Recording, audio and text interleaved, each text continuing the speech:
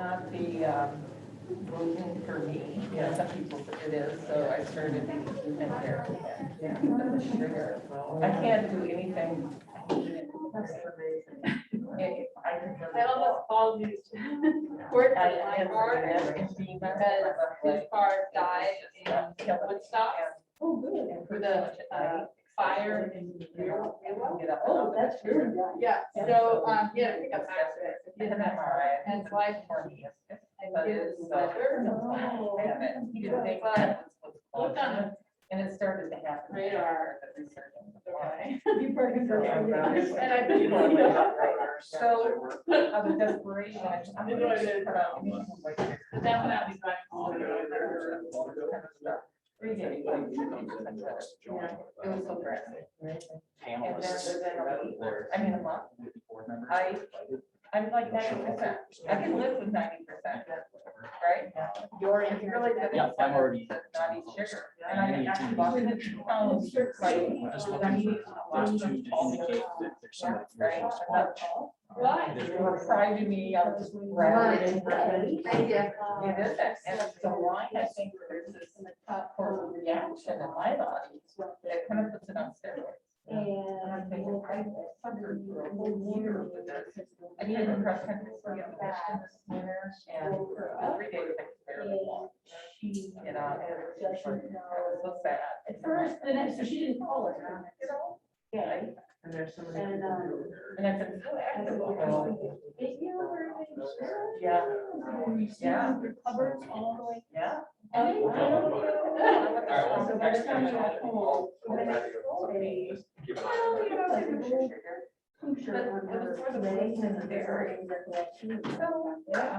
Oh, so then you start moving around and go, oh, I sort there's of really only so much.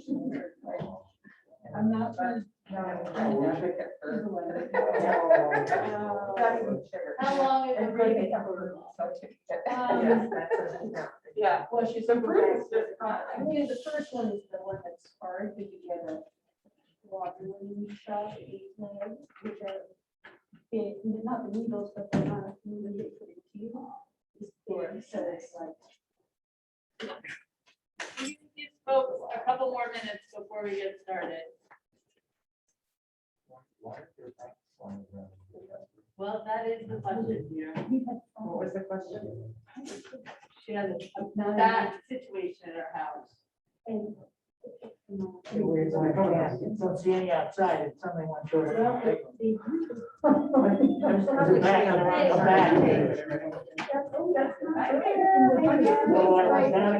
well, Nancy's laying in bed, swiping at it as it died, split around. She got it, so I took it out.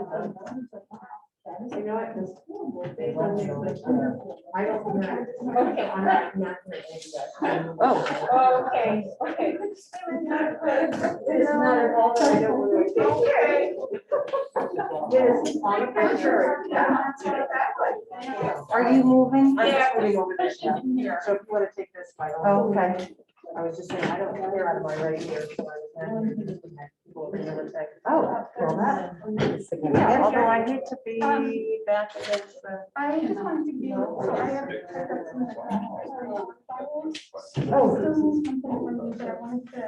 Okay. Oh, that's great. Okay, thank you. Oh, good. Very good.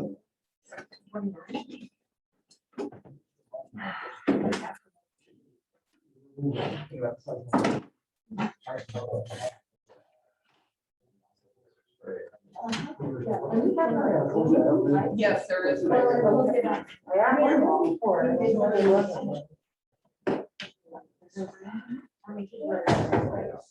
Some resistance for recording that, but we'll turn it on.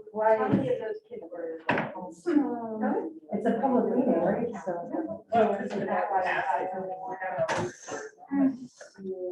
so, somebody more went someplace else. And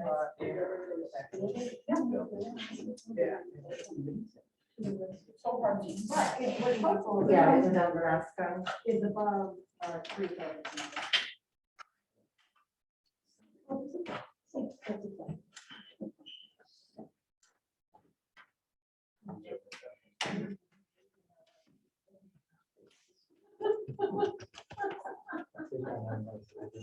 Yeah,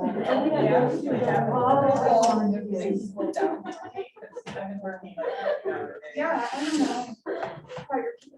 I'm not, that's the problem. That is the problem.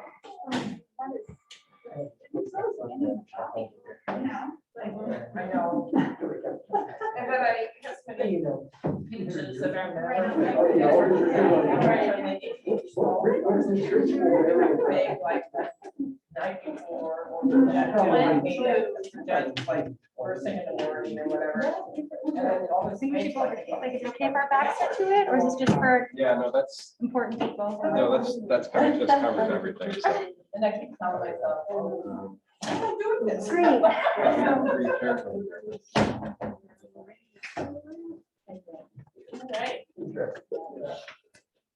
Right. Oh, yeah, I can kind of give you the draft board member files.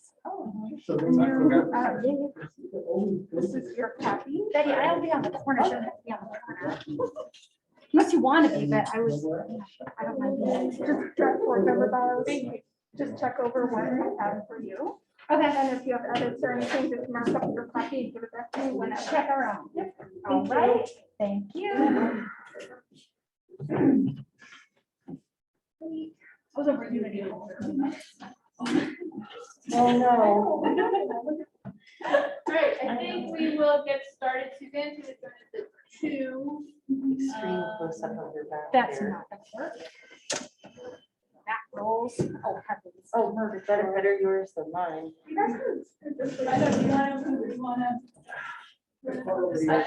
Yeah, I can't do that.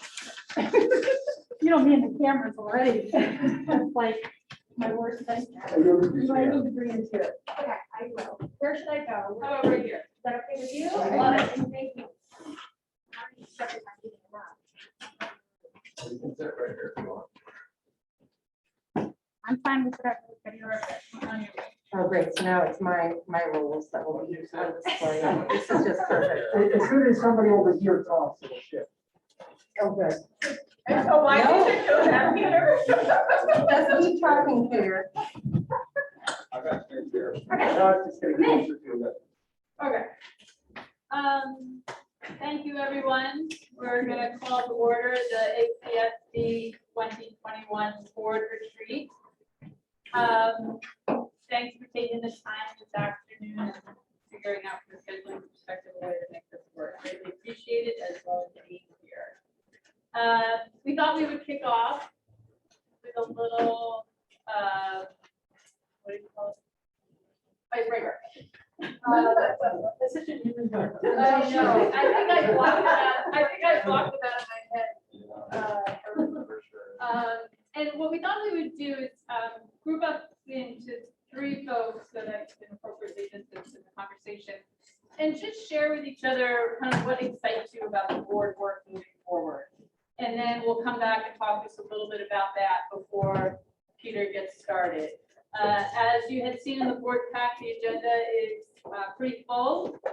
We will also be having the students joining us for dinner, the board reps, so give us a chance to, we thought over dinner, chat with them as well in a nice setting. So we thought that would be great, and that'll be at the end of our 4 hours. So hopefully we'll be able to wrap this up. We will be able to wrap this up by 6. If we get done earlier, great. Dinner's coming at 5, so that's kind of our timing constraint on that. Any questions from an agenda perspective? Great, so why don't we triple up? Everybody start counting 2, 3, starting with you, Peter. 1. 2, Great. 1, 2, 3, 1, 2, 1. 3. 1. Great. All the ones. How about you hang out over there? All the all the twos. Hang out over there.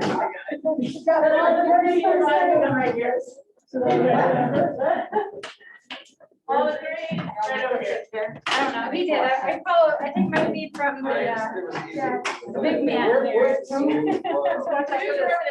Did you explain this already, or did I miss it? No. Oh, that's okay. Here's where we just started after we tried that. Oh, wait, did she just explain it when I was Oh, trying to process sorry. where I was? in the Oh, plan? geez, that's gonna be a problem. Yeah. isn't it? Yeah, we'll just figure out what excites us most about board work this coming year. What excites us most about board work is coming year. Where are the twos? I do too. Okay. I'm a two. I'm just trying to connect it here. I said two and then I forgot what I said. That's the twos? No, these two are- Okay, we knew we had one I know, I was extra, like, okay. maybe I should wonder. Right, as I was just thinking, I was the extra last person. You want to share, Lindsay? Great. You want to share? I should probably get a chair. So we could- What excites us about our I'll board? grab this chair. Do you want one? Chair? No, I'm gonna be. Okay.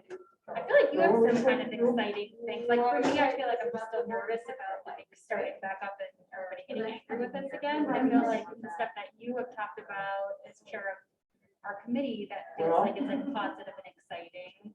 Well, I feel like, I guess that is something I'm excited about, because I think there are opportunities to kind of tweak and hone our communication strategies. Right. To really look at, make sure that what we're doing is supportive of our intentions and really try to be smart about how we're engaging in person. And one of the things that I'm really excited about is that for me, a lot of this was after watching like Keaton's video and Vicky's video about sort of the real educational reasons behind the facilities management plan, not just the, brick and mortar reasons. That's the kind of stuff that I think the community hasn't put enough of, and I'm excited to try to figure out ways to get that content out there and show that there's a lot to be excited about. So thinking about, how we can grab that content. We have a lot of great content. We have a lot of great content on our website too. I think it's just figuring out other ways to get it out there. Yeah. Everything about this year. That's one of the things I'm personally excited about. Once I heard from Emily too, when Emily is a community member came to our meeting this week, she was, kind of reiterating that there's a ton of great content. It's not that we want to share the information, it's that people aren't going there. So how do we communicate that out in various ways that people know all these great things? So I feel like there's some good fresh energy. I wanted to get it done. And that. In retrospect, I think that.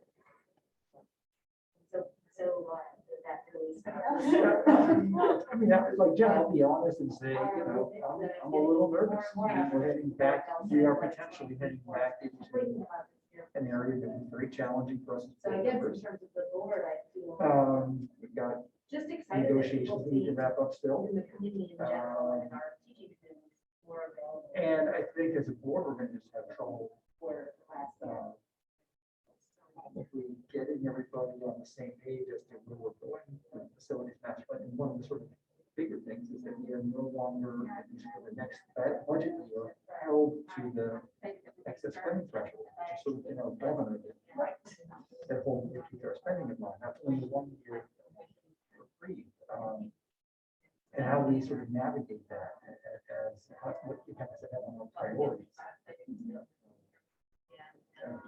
It's gonna be challenging. Definitely looking forward to student representatives playing a good local role. That's been wonderful to hear.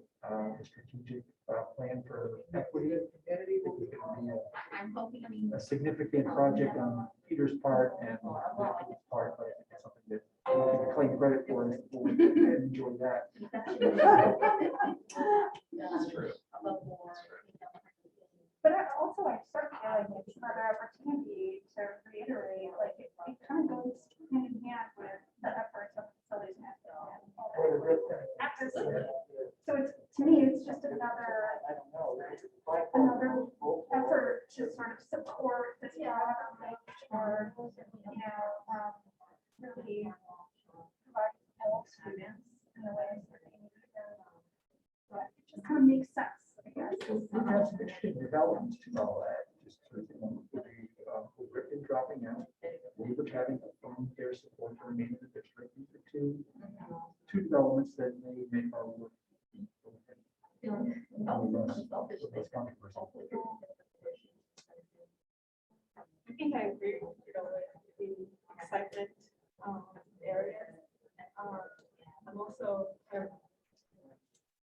I don't know how to feel about.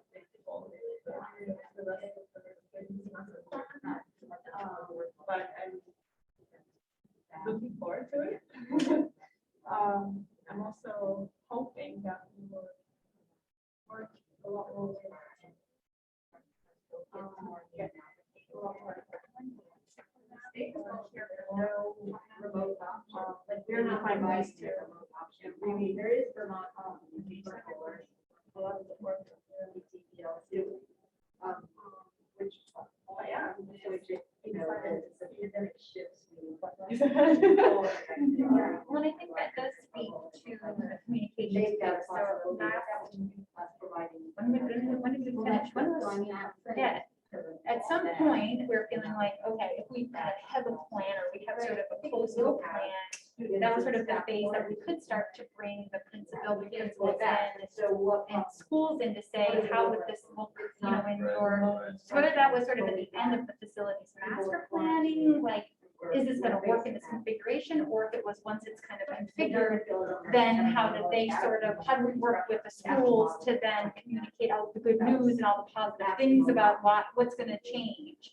So I feel like that, I don't know if that's even this year, I don't know how that all goes, so that is something, you know, just to, I think, keep in mind, because it did come out, I think. You know, we wanted their input in general, you know, with the community in the initial phases, but then it's sort of this next piece, like, we can say all these great things, but who are they really gonna listen to? They're gonna listen to their building principal and their classroom teacher to tell them this is gonna be okay, this is gonna work. And how do we sort of get them to be our champions with whatever the plan ultimately is, to get them on board ahead of time, so that they're learning about it, and you know, how much bandwidth is there to bring them in those phases, or is it sort of once we feel like we've got something pretty close, then have the administrators and the teachers, you know, really champion it at the end to make sure that they are sharing with their groups that this is gonna be good for everybody. Again, I don't know if excited is the word. You know. Do you want to tell us what you're excited about the board, though? Yeah, there you go. Yeah, I mean, I Give think your time. You know, one of the, and, I think the dynamic and, parts of my I'm job glad is that of this kind of those like master plans put on interim hold, between the because board it's and like a whole the different world. school, It's like you read, staff I think back to like and students, and March first. just kind of You know, as we go through, I you know, think so it there will was be a certain another day when everything challenging goes year down, with it's like health and safety, everything feels lifting a different. strategic plan for March equity. I think we 13th have an was Friday the opportunity 13th was last in this time next boxing. phase that really feels like so many things are aligning to have this be a really powerful deep year where we can come together and look at what's important So much has happened, people had so and much. start to address things that we kind of lived with for a long time. Everything's, Just you know, haven't it's just been a rough to go, change. so it's. So it's kind of, you know, I'm excited to build off of what we've done. I think we've got a lot of great work that we've done, but So I'm glad to I be. think able we're to at a be part point of where we need to, When we. you know, Like, deepen we'll as be a board excited and then starting deepen with facilities as a master plan. district. Call it something That's different, kind of whatever it's gonna be, Deepen you is know, kind of be the able word to that's be part been of that resonating with me and process. I've been talking about with You know, I wasn't on the board when the decision was Couple months. made Yeah. to put it on hold, but. Yeah, and I just, think, You know, a looking back, it's element just of like, that man, is to to really plan for focus on something, we don't even know what, sort of there broader wasn't reasons, here. equity You reasons, know, there was, educational reasons, we just behind did all this this. work. Because I think the perception Yeah, of the there's still community so has much been very, uncertainty. you know, this isn't So driven to- by I guess I driven get by more health, excited about or it's things that I driven know by, a little bit about, or buildings like, falling apart. I'm looking forward to, and I can kind of Needing like, investment visualize it. And how do we decide how to I guess invest in what? it's I think, like you know, I slightly think we need empowering to to at least be a really part of the focus on process the and to be in a room. broader and kind of think educational. through all this I mean, stuff. really, I mean, this district has gone Because through it's, huge you know, just evolution different, from you know, like inception you in never, 2016 in to my more lifetime, never highly. have to worry about Well, district. distancing or math. That's a huge evolution, Kids and that's going a out for lot. 2 weeks at a time, or, It was a you big know, no shift. lift. Yeah. In none of our lifetimes, yeah. And it's a none of huge our- accomplishment, and I'm not sure it Yeah, has been it's just, celebrated the way. You know, it Henry probably got should to quarantine, you know, so it's like that 2 so week that- time be. when I think everybody is benefiting it's from like all that it. stress kind You of know, even though dominates we were always every other reduction. thing in our life, Should, you know, where I don't know, it's like, understand. he has to go out, then I. Do have you to go feel out, like and we're it still affects, like, ramping trickle up down, it affects so when it comes to many, IB? you know, affects Or, me you know, at what point do we sort of turn that corner and start It's fascinating. Leveling out. delivering out? I don't think we're ramping up anymore, so I think we're through that period. I think, you know, as we are moving into this phase two, I think it's really kind of about deepening our understanding of it. And, you know, we've done so much change, and people are talking about, you know, we changed the schedule, or we sixth grade, or we made these moves that were, you know, based on pedagogy and you know, access for students. They're not necessarily IB changes. So there's, I think on the community level, there's work we need to do to help people understand IB is just an instructional framework. There are lots and lots of pieces within any kind of school system that we have control over that aren't part of IB. That if, you know, as we go through this strategic plan for equity, those are the things that we need to be focused on and looking at.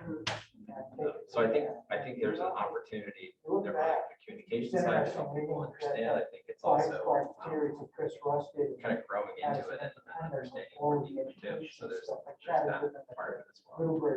What are we, I guess, should we as a board be excited about the opportunity that all the extra federal funding is providing? Or is that really going to be spent on things that are perhaps a little less exciting, like A, getting everybody back up into where they should be, and then B, perhaps some physical improvements. So, you know, what's the level of opportunity?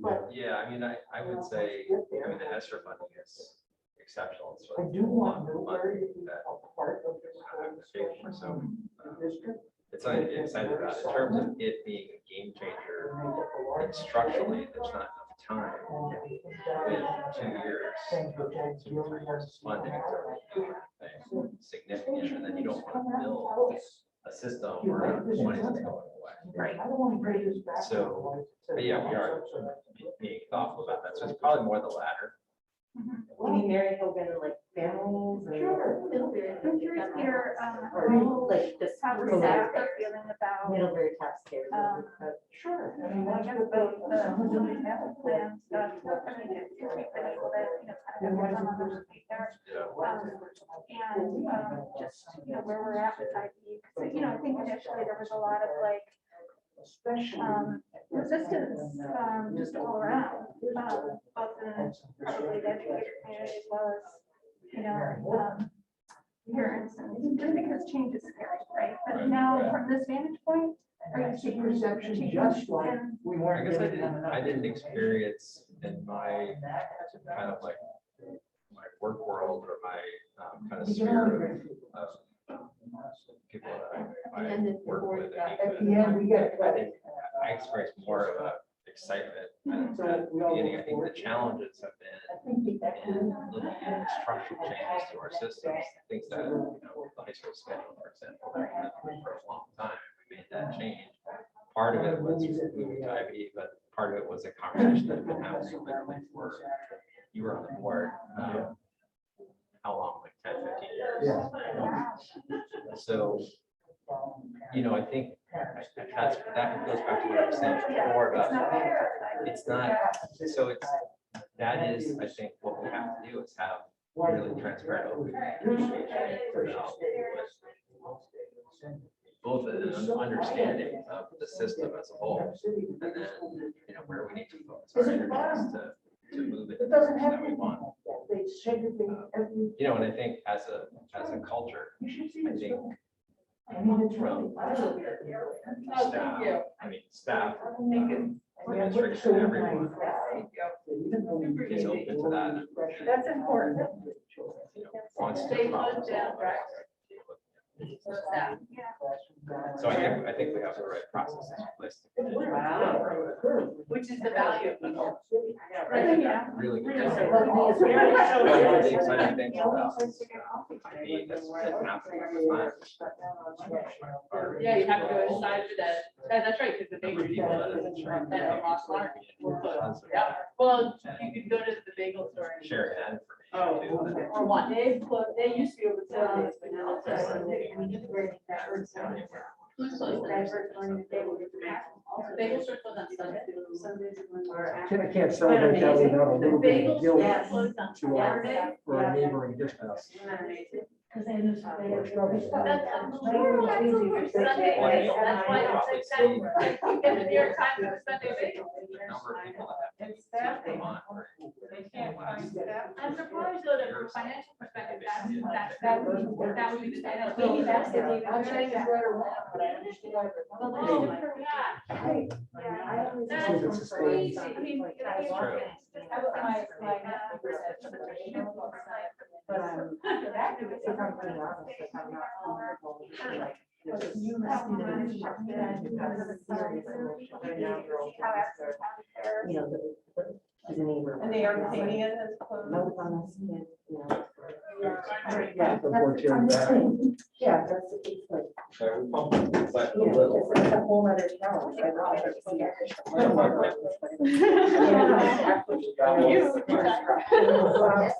And the language that is here, yeah.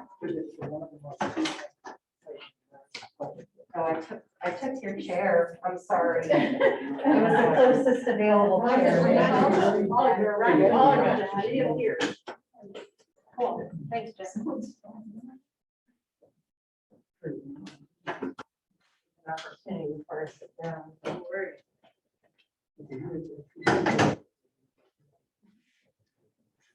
Yes, but it is no just a little. We still have one. So we thought if someone could just, from each of the groups, kind of summarize your share outs, that would be awesome. We'll start with group one. Anybody you want to take it on?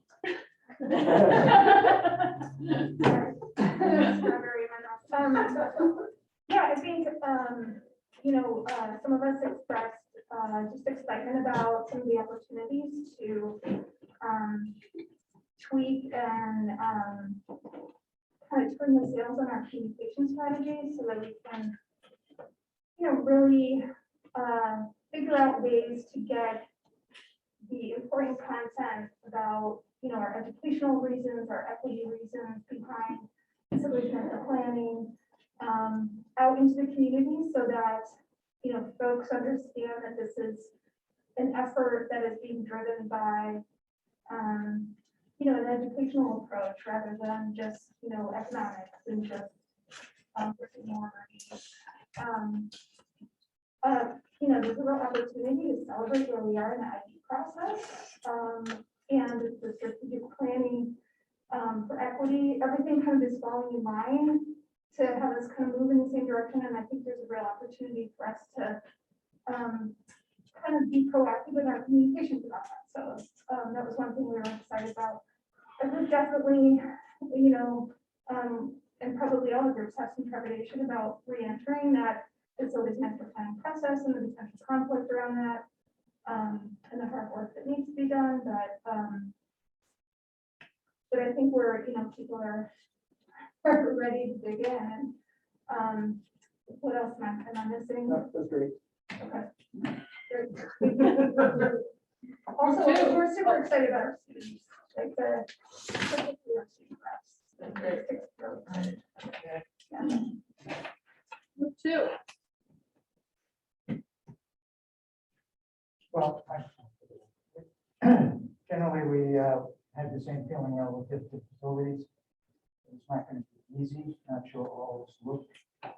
That's something we look forward to, although I think came out that from a couple of us that were uncomfortable setting it up, stopping, even though it was pragmatically the best thing to do, it's still something we need to proceed ahead. It's not going away.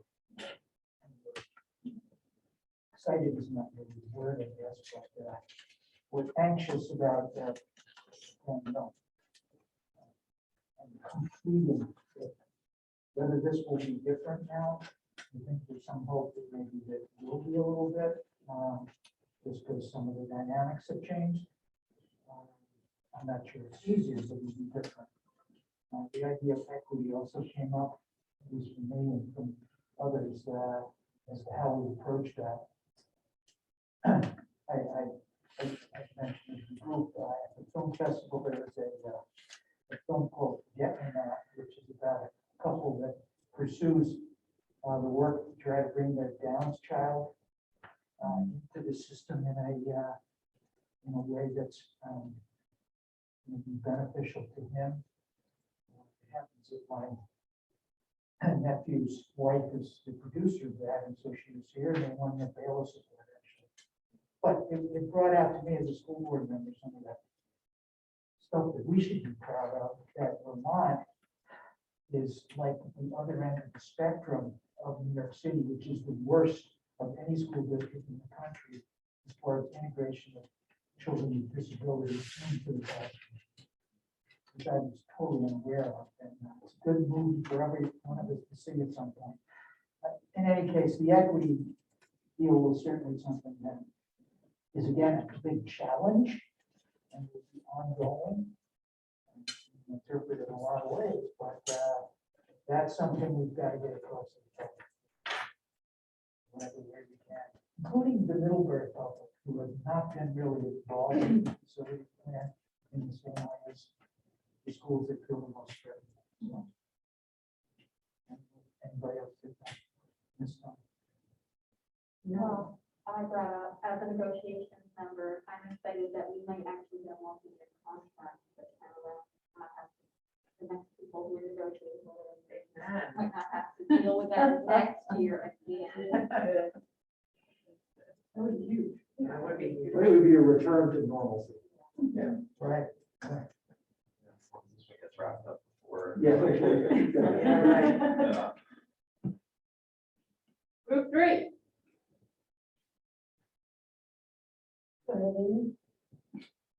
I think, first on the list from everybody was looking forward to the work on equity and being able to put our stake in the ground around that and define it and have really healthy conversation about what it means and then educating our publics about what it means or what we need.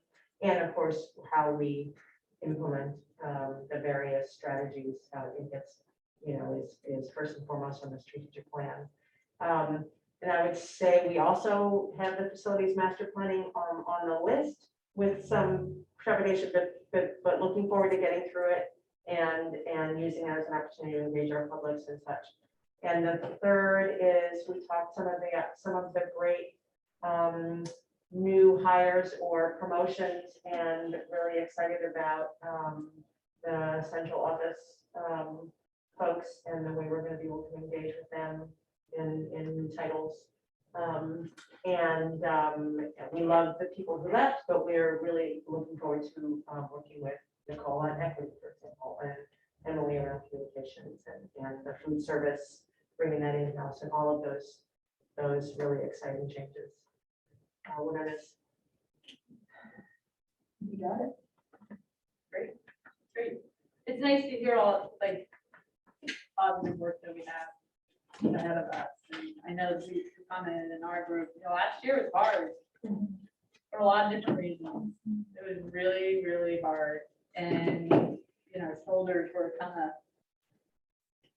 of down a little bit because of everything that we were carrying and how heavy it all was. And it's not to say that this year is going to be just fundamentally easier, but we have these great goalposts that we can be striving towards with regards to our work on equity and how we're thinking about the facilities master plan and the new leadership team and the strategic planning process. This is great stuff that we get to bring amazing energy to an amazing thought.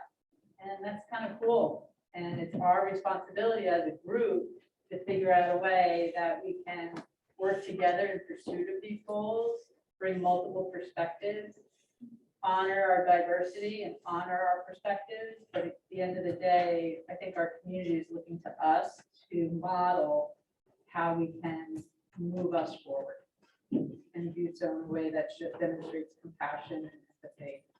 So that's fun. Not a lot of people get to do that. So I'm really looking forward to it. And with that, we will turn it over to Peter. He's going to talk about the priorities of the district for 2021 for this next year. And then what we thought we would do is kind of articulate those themes that he presents and any additional themes that we want to add to it and have that conversation from a board perspective. But we're going to also put up some of those themes on paper on the walls, and then we're going to get, each of us will have weighted little sticky docs so that we can go around and kind of just with our dots demonstrate where we really think our focus should be. You know, whenever you talk about critical success factors, if you have more than 3 or 4 things that you're working on, you really just have a list. And so if we really want to talk about priorities, we're going to have to make sure that all of our efforts are, it's super focused, super articulated, and we use those priorities to measure our work moving forward. So with that, Dr. Burrows. So, thank you. Yeah, so I'm just gonna kind of go through and talk a little bit about the priorities for this year. We're gonna stop at one point. I'm gonna hand out conducting an equity audit to some pretty sure for later. I'm not gonna spend a lot of time digging into all the pieces of this, but I'll kind of speak from this and share a little bit about what we're looking at for this fall, going into the planning process or the second phase of the planning process, which is going to come out of the equity audit. So yeah, let me dig in here. You know, the first thing I wanted to share with all of you is in starting out the year and thinking about priorities, that the thing that really became clear, and those of you that came to the Welcome Back event, knew that I talked about joy and gratitude. And I also shared that with all of the elementary schools on my first day of school ride, and kind of gave a little speech about that. And I think it's a really important thing for us to be carrying with us this year. As Mary said, we went through a pretty challenging year last year as a community, not just in the COVID sense, but in I think all sorts of ways. You know, world turned upside down, not knowing what was coming the next day, guidance changing all the time, media as a constant source of, I think, a lot of, you know, I think a kind of a negative weight for a lot of people, and opening up the laptop every day and reading the news, and hard to find the joy and gratitude and the positivity that we all need to sustain our life energy, to be part of the community, to give back, to grow things. So it's something that I think as a school community and as a larger community, we need to be talking about and thinking about and expressing. One of the challenges that I gave to students this year was having them think about how they're going to share gratitude with their classmates and with their school throughout the year. So they went back after I was at school, they went back into their classrooms to have that conversation with their teacher. And this is something that's important for our students. It's really important for us too, and for our staff and for everyone. So it's a theme that I'm going to continue to come back to, not just for everyone else, but also for myself. I thought it's really important for me to live and inhabit that world as well, to be an effective leader. Health and safety is for sure still a focus. We're going to continue the communications this year, and you know, they'll probably take a slightly different form than they did last year. We, as you know, are, you know, in some ways kind of more in charge of the health and safety guidance right now because of the very scant guidance we got from the agency. So it's hard to know where this will go. We're still in this kind of like week by week. I'm having lots of conversations with superintendents every week, with state leaders as well. So in a normal school year, I spend much less time talking with other superintendents and doing state level work, but I think this year is going to be like last year, where, you know, every day it seems like there's an hour or two where you're connecting and asking other people, how are you approaching this issue? How are we doing this regionally as a group?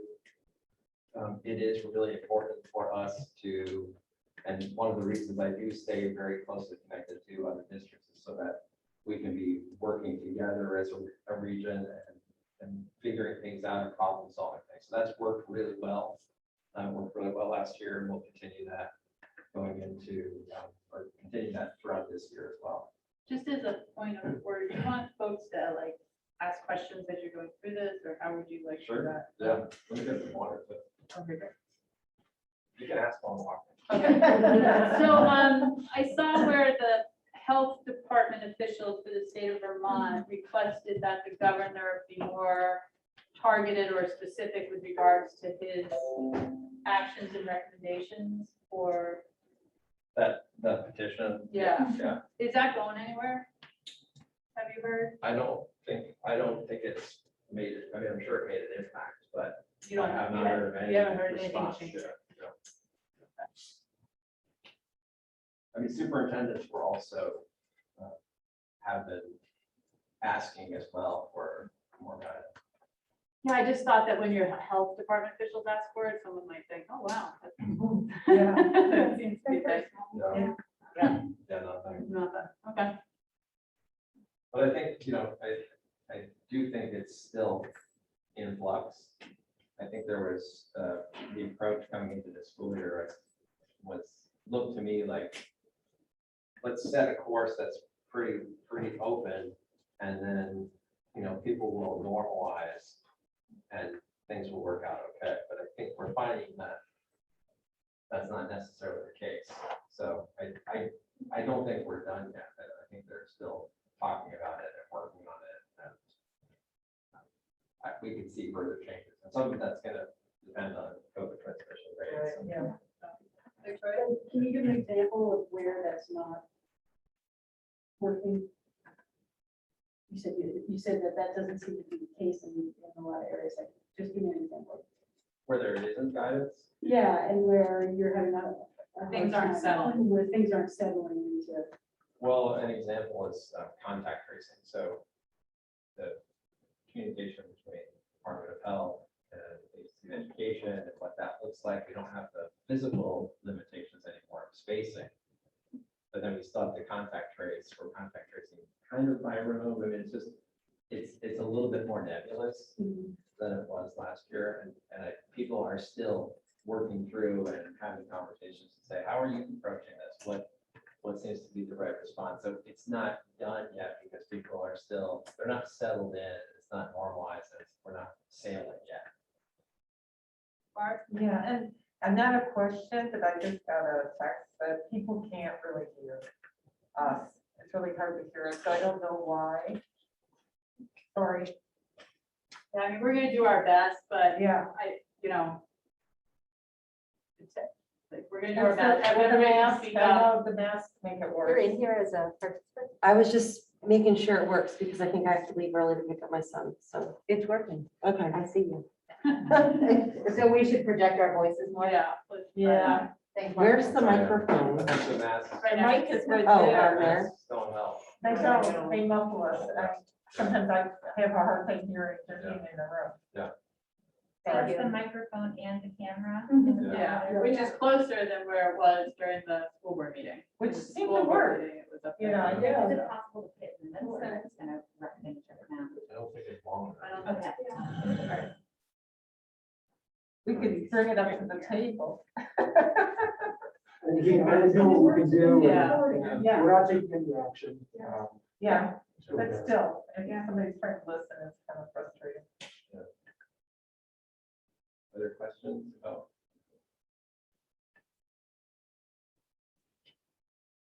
I analyze, has sports been fully figured out? they're just happening. It's happening. It's been figured out. And I guess we discussed all Last. last week. Have you, what's like the reaction to how we, the operational requirements for the first few weeks? What are parents saying and how's everybody feeling about it?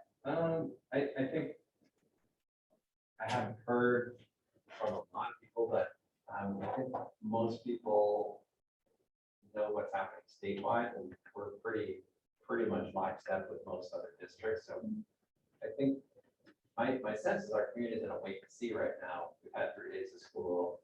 There's some, people aren't just breathing freely yet. I think there's a kind of, I hope this works out and our systems are working and all those kinds of things. And we have a lot of parents here to see probably.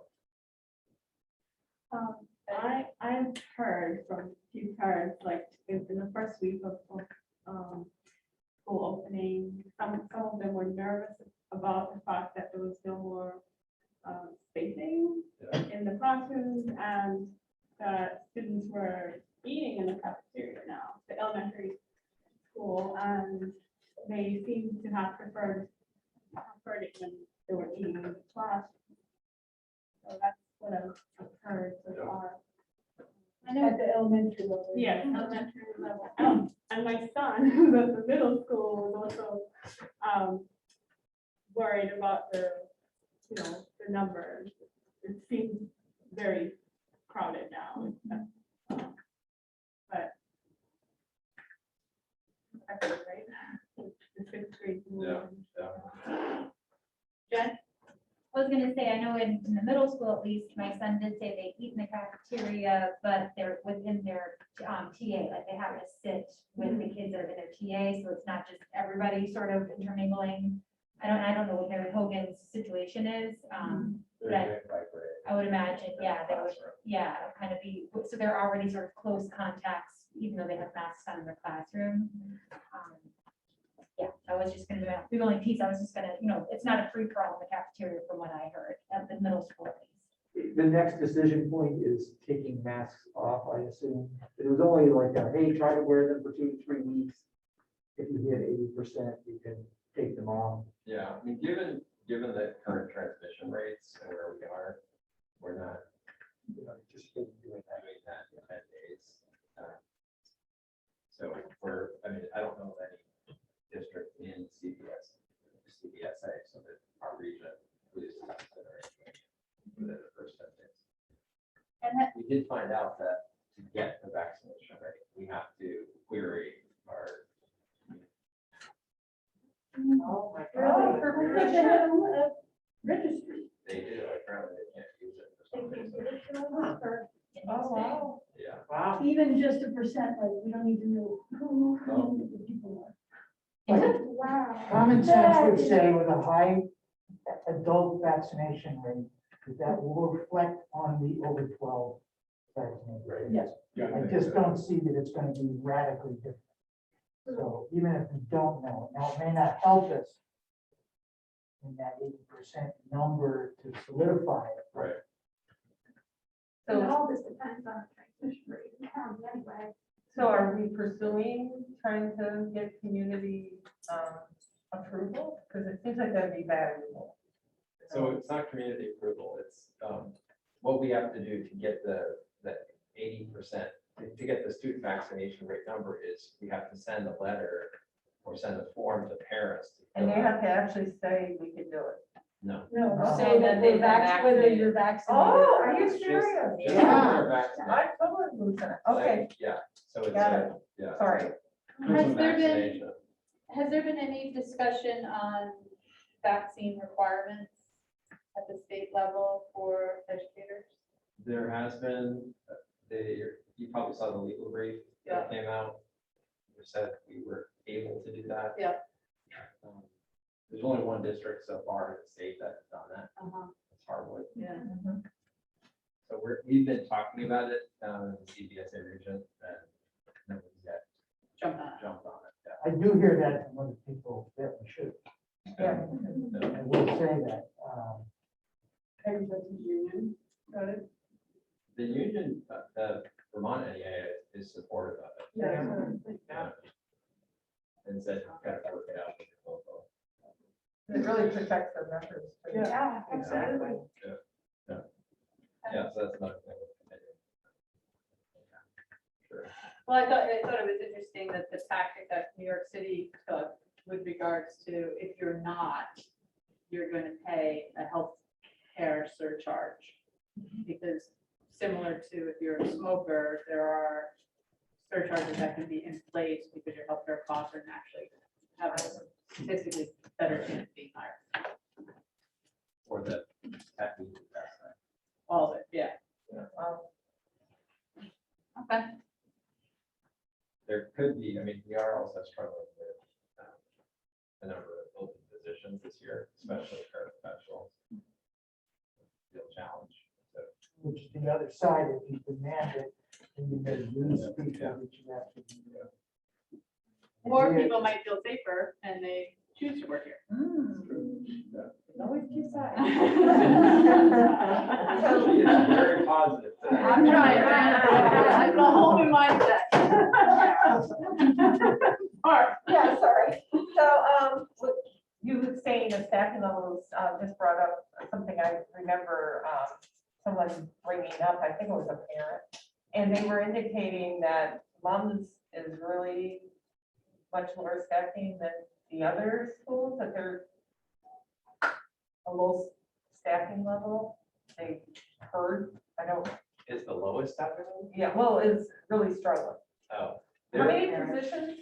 the positions are showing with our para positions. So Is, we're, okay, the parent. yeah, so we're right So- now trying to, That would this week, impact the we're trying to teachers. hire paras to fill. I think we have 3 open positions there. Okay. And Got it. interviews scheduled. Yeah, Good. yeah. That's good By, pipeline. by comparison, North Country has 26 open positions. Wow. Holy cow, well, we have more than 3 district-wide, but 3 at Mom. Yeah. But not, Like, not I don't think- 26. I don't think we have 20. Did We're not at 20. Did we lose folks that is, so it's attrition, that's basically folks deciding not to come back is part of the issue, or maybe the main issue.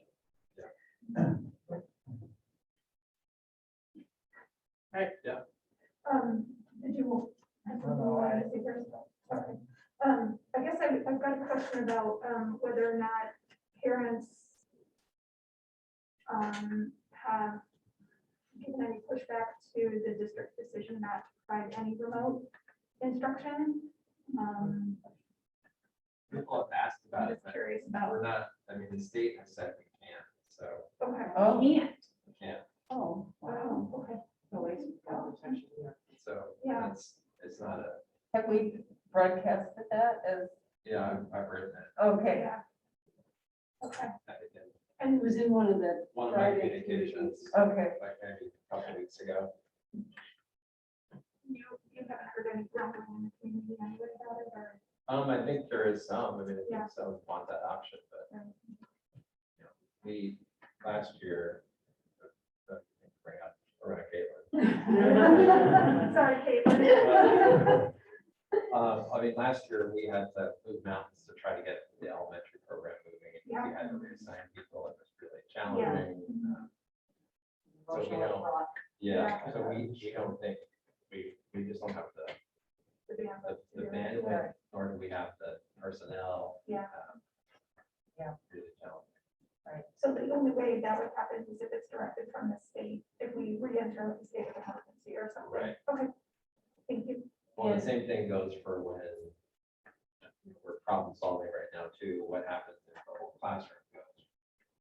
Right, we're not, technically, the state has said you can't do remote learning, so the teacher, you know, on the Zoom at 9 o'clock in the morning, teaching the whole class, which happened last year, won't be happening this year, so we're working through that. And, I just forgot what I was gonna say. Oh my God, I'll think of it, sorry. Yeah. Oh, did we, is there more kids being homeschooled, or is it about the same, or have we? Some have come back, I think Some of there them are have come fewer, back. There's fewer fewer, homeschooled okay, good. this year than last year, yeah. I don't have the number, but But it's not like more, it's, no. it's better. Coming into this year, I think people have felt a little more comfortable. We had a spring where, you know, none of us wore wearing masks around. So the last month really has been a shift in that. Right. Those folks that were homeschooling last year, a lot of them made it kind of come back probably in May or June. No, then, you know, didn't work through all these things weekly, daily, and I'm really good about our whole team approach and where we are. When you think about your time, last year, like this was just 24/7, right? Like your mind share was so devoted to probably this priority from a health and safety perspective. How do you feel about it right now? Forget about what it's gonna look, who the heck knows, but like right now, how are you feeling about it? I feel like I have more bandwidth You to do. give to other things too. That's great. Some of that's just having to get through years. True. Yeah, exactly. More comfortable. In the situation, so. It is here. That's good. I also think related to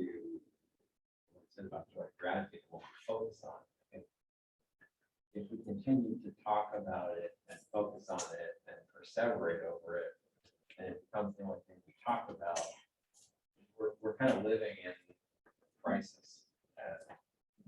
While we do have to respond to it seriously, we also need to turn our attention as well to the work that has to happen, the great things that we need to do, the strategic contract, those kinds of things. So I was trying to keep track of your priorities. Joy and gratitude. Where was this one sort of just like getting through health and safety of COVID? Health and safety, We're still on health and safety. I haven't written down. Oh, I'm just kind of like trying to keep, so I'm like just trying We to went off on a tangent. remember. I was like, actually, I'm trying to figure out like, what was the conversation supposed to be about right now? So that was the health and safety. Okay, and all the things that happened with COVID. Gotcha. Thank you. Yeah. So I'll go to the next priority, the strategic plan for equity. We have been talking about this for a year and a half now. Last year would have been the year we started this process, and with the year that we had, it was good that we didn't do that work. Including a lot of going to be built by the community. Any good strategic plan or even any strategic initiative it's really important that everybody's a part of it, owns it. And that is why we are starting out with the strategic plan with an equity audit. Our basic structure, there's Suzanne. One more chair. Oh, there's no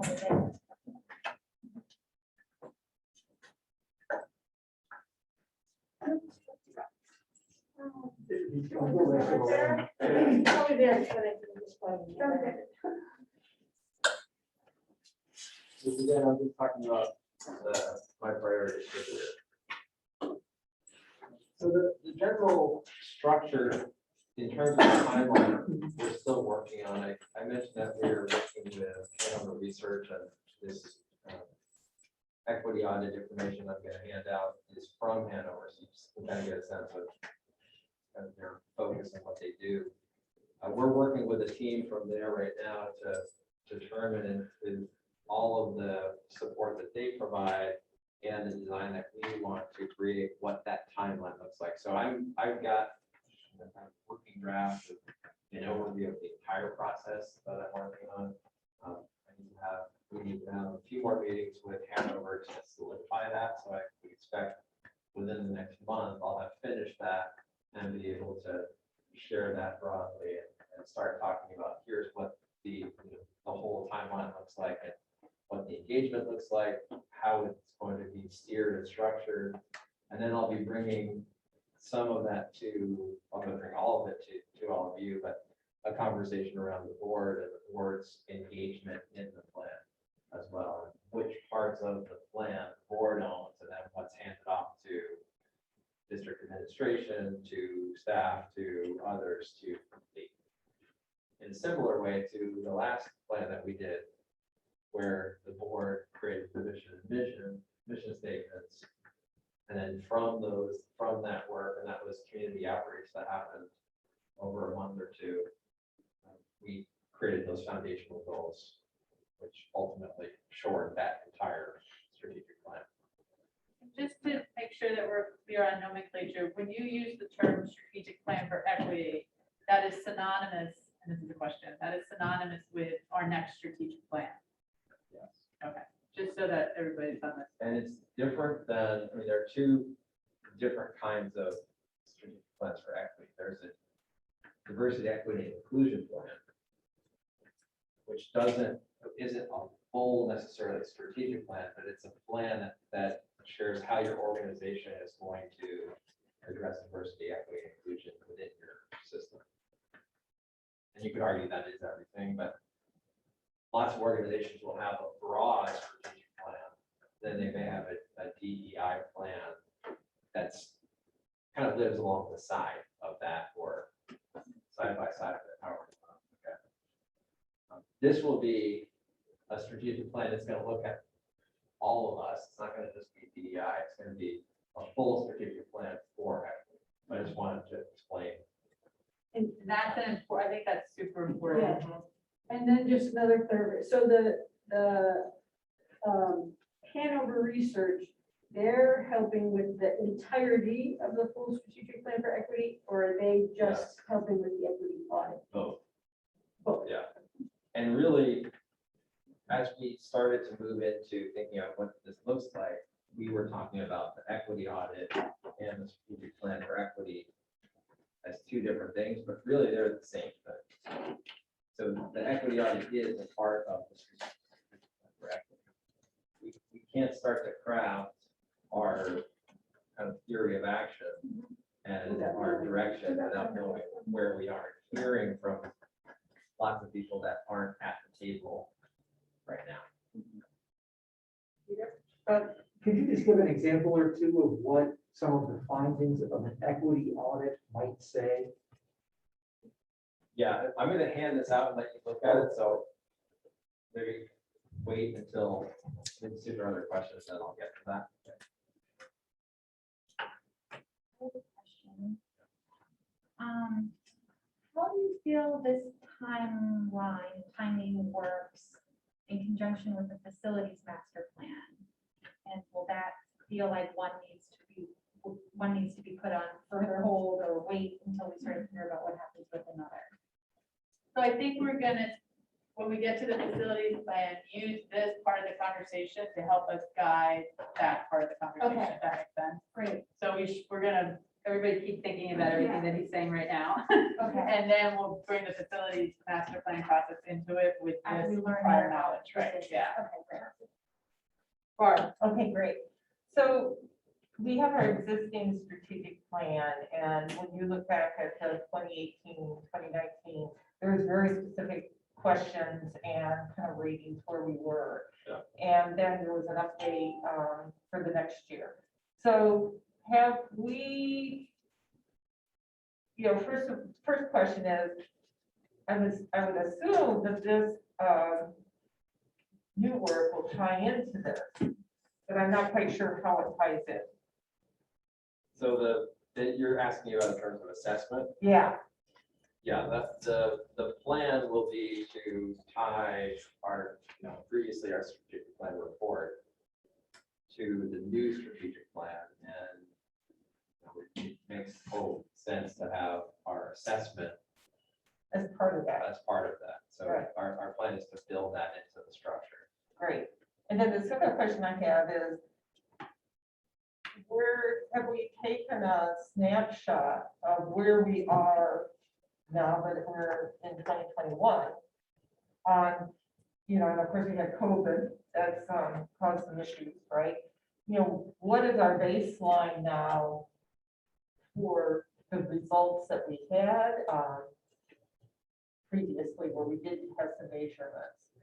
So we know fully, where we might have lacking there, or we're okay. Have we done any of that assessment? Yeah, we have, with the data that we do have. You're talking about achievement data? or- Yeah, achievement data, things that in here were very, I'm a numbers person, sorry, measurable kinds of things. Yeah. To be able to see, well, where are we now? Are we in the arrears kind of thing, or we're treading water, thank God, because of COVID? Or we have, obviously the state has literacy problems, we got worse, or we're actually not so bad. But it would be cool to see, some update associated with the details that we had previously, Yeah. just to feel where we are and know where we are from an education, Yeah. perspective, because there's a lot of data here that was previously. Yeah, I mean, what the plan that we create and the assessment that we tie to that will come from the past. So we're not gonna start something completely Right. new and just kind of leave that. A lot of that assessment data will be the same. I think, Caitlin and I and others in Central Office had conversations around what really is helpful and actionable. What's the balance of qualitative versus quantitative data that we're Right. measuring? We can't Right, I agree. And, you know, if you look at school districts nationally, you know, we've been sharing the same data for years and years and years, and we're not really moving the needle Right, right. nationally. So we also realize we don't want to just play the game. You know what I mean? Totally, yes, I agree. So kind of like looking at it, like how can we bring forward information that's really helpful?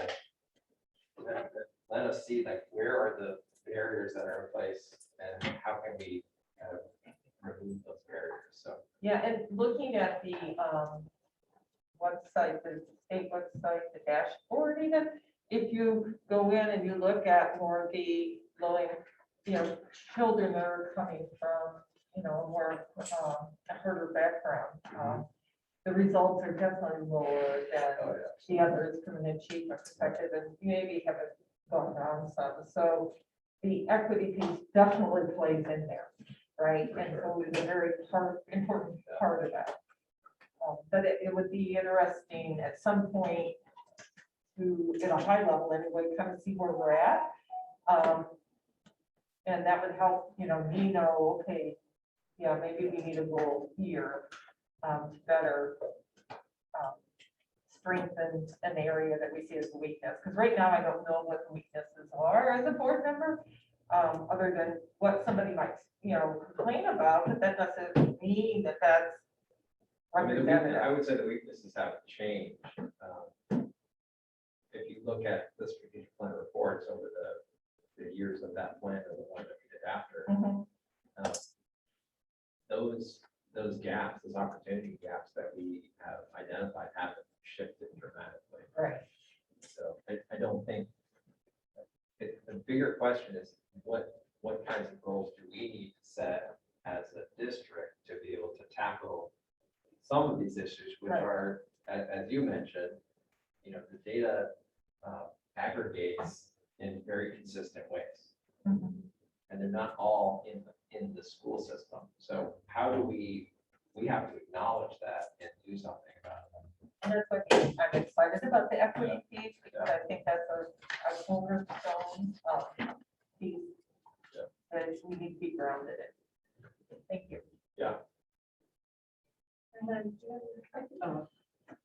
So, as I said, the entire timeline and the structure will kind of solidify, and I'm probably going to put this on the agenda as part of my report for a meeting. It's probably the second meeting in September. I'm hoping I could have a little bit more information to engage all of you in talking through some draft ideas around board involvement and what that looks like in the context of the whole plan. Your gut though, from an overall timeline, just like how long do you foresee equity, the strategic plan for equity, that process from kickoff to posting it online? Well, I think if we didn't do the audit, just doing the plan, I would be thinking we could get that done in a year. I'm thinking with the audit and the development of the plan and having working groups working on that, I think it's over a year. then I applaud the audit. I think that's definitely the right way to go, and an independent organization. You anticipate the results back by December?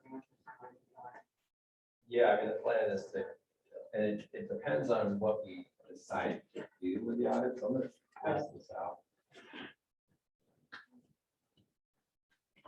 So Peter, your question about, you know, kind of what is an equity audit? What kind of things do you? What does it do? So if you turn on page 3, Yeah. you can see a number of the different kinds of methodologies you can use as part of an equity audit. You can see the research questions outside the bottom of page 3.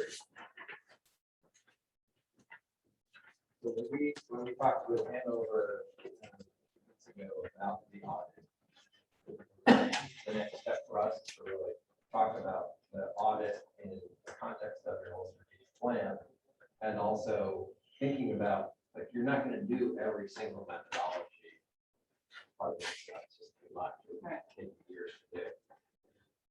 So they're gonna kind of talk to us to talk about what makes the most sense for your community in terms of what that audit looks like.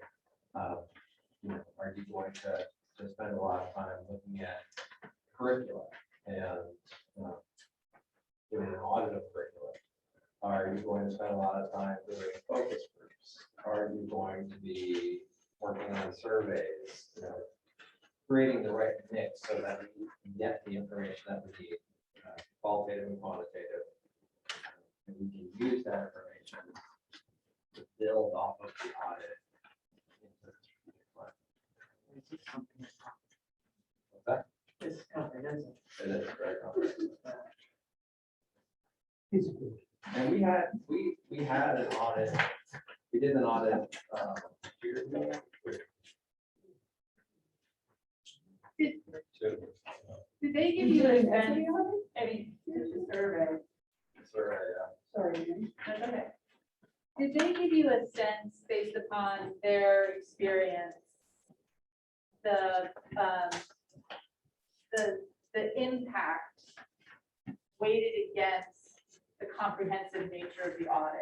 So do they know, do they see that? of the exact size of each. Exactly. So, you know, I can get, statistically speaking, a valid outcome, even if I only do 10% of focus groups and like less people intensive type thing.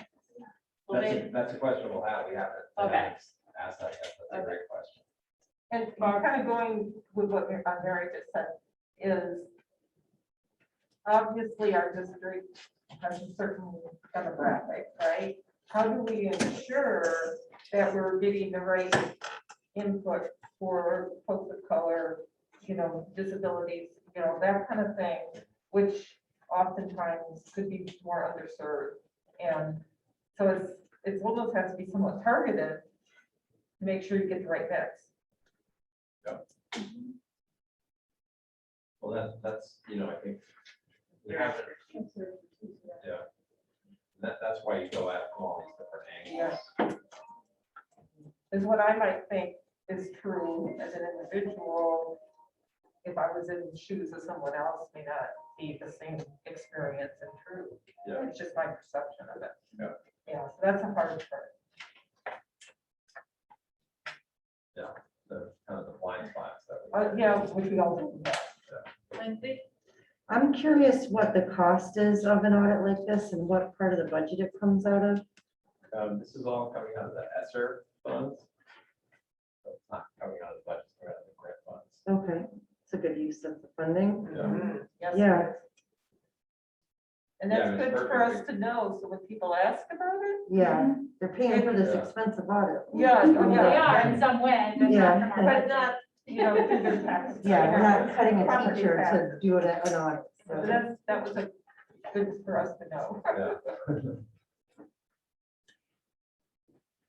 So we'll, as part of the process that we go through with Hannah in the next few weeks, we'll be looking to figure out what size fit is and Yeah. the right mix. So I'm excited about this. I think, yeah, I think our community is also definitely interested. And, you know, I think what comes out of it could be challenging. So I think we also have to be open to really looking at the data and having the hard conversations and carrying that into the strategic planning.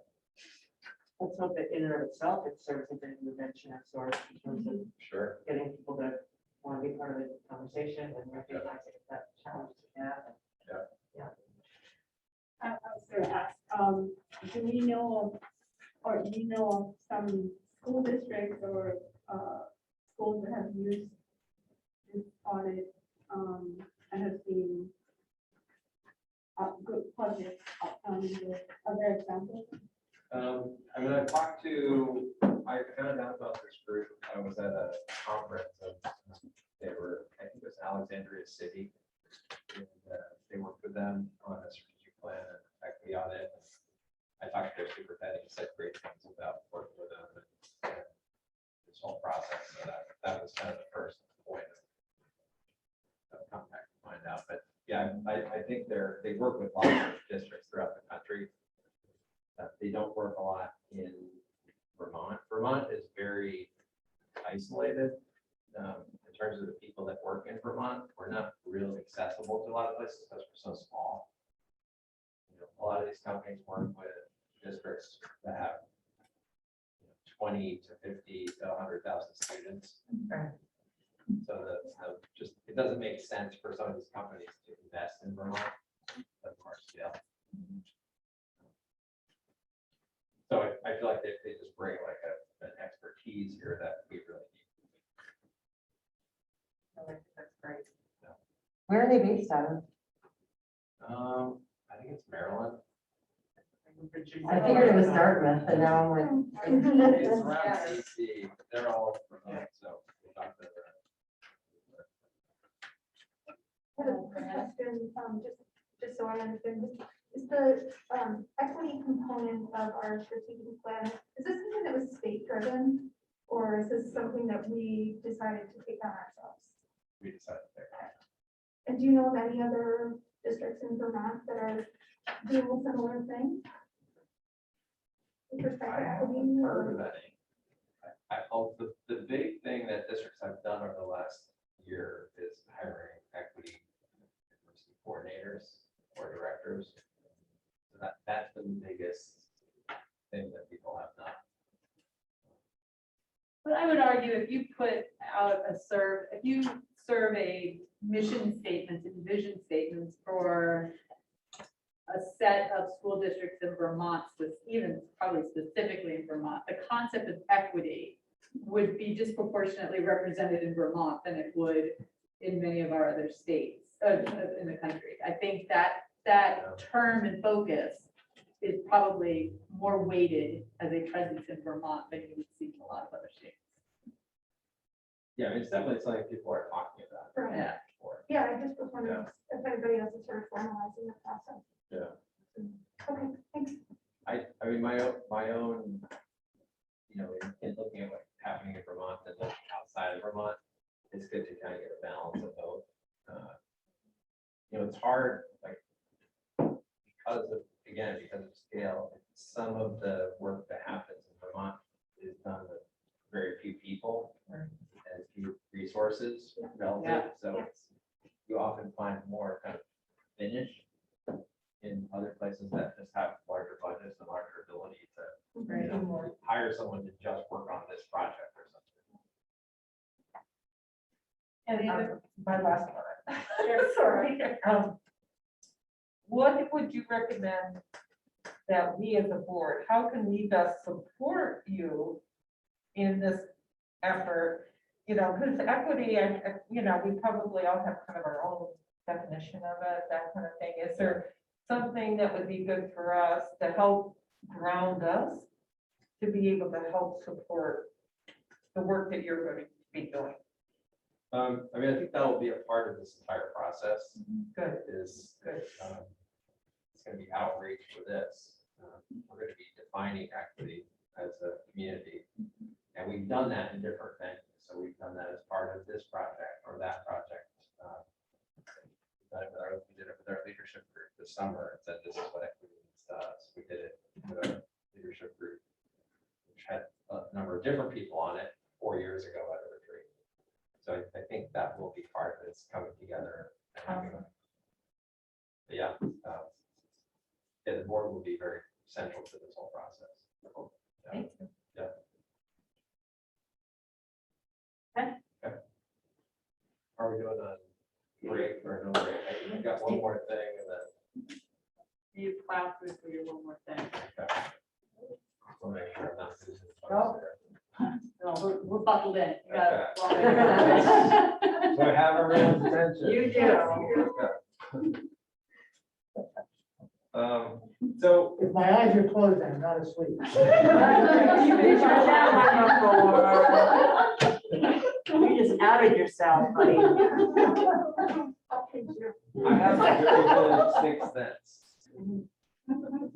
Lots of years teaching. Access, success, and belonging is was big priority this year. And that's really deepening our focus out of what we thought was going to be out of the pandemic, in the pandemic, focused on really making sure that we start to understand it's, again, it falls into the strategic planning process too, but figuring out what's getting in the way for students. And I shared last week with Access, Success, and Belonging, we have really focused on literacy and wellness, social emotional learning this year. We have hired physicians to support those, support that work and energize it and organize it and lead it, so that when those ESSER funds go away and we don't have those positions, that we have a system in place that can sustain itself beyond those staff members. We spent some time at our retreat, and I shared this at my welcome back, but I wanted to read it here. Related to access to success and belonging, leaders created these 5 statements. We, all educators, will have a vision for learning focused on student strengths, interests, and engagement. We, all educators, will design learning through the inquiry cycle to engage and inspire learners and foster agency and voice. We, all educators, will help learners develop their understanding of the world, their place in it, and how they contribute to it. All students, families, and educators will have a shared sense of responsibility to their communities and value connection with, understanding of, and respect for all. Together, we will all foster an open-minded, caring community where students feel a sense of safety, belonging, and safety. Which I think, those 5 statements, I think, really kind of help to give shape to access to success and belonging, what that means, what those things for us in our work this year. And from a process perspective, those statements then get operationalized or actualized at the school level through the principal's leadership. Is that how I should think about that? Yeah. Okay, great. That's awesome. We've also carried them into, like, when Nicole and I have worked with district interventionists as a team, we brought the same statements. And so those statements are showing up peppered throughout wherever leaders are working with colleagues. Well, it's like, how do you inoculate them, right, into just kind of the fabric of day to day really becomes that challenge, and trying to find a way to do it as much as consistent as possible. And then picking them up and saying, if this, then what? Right, yeah. What does this mean here in this work? What does this mean over here in this work? So there's been Can we a make lot a of flag out of it? Too soon. Yeah. Totally too soon. Sorry, I had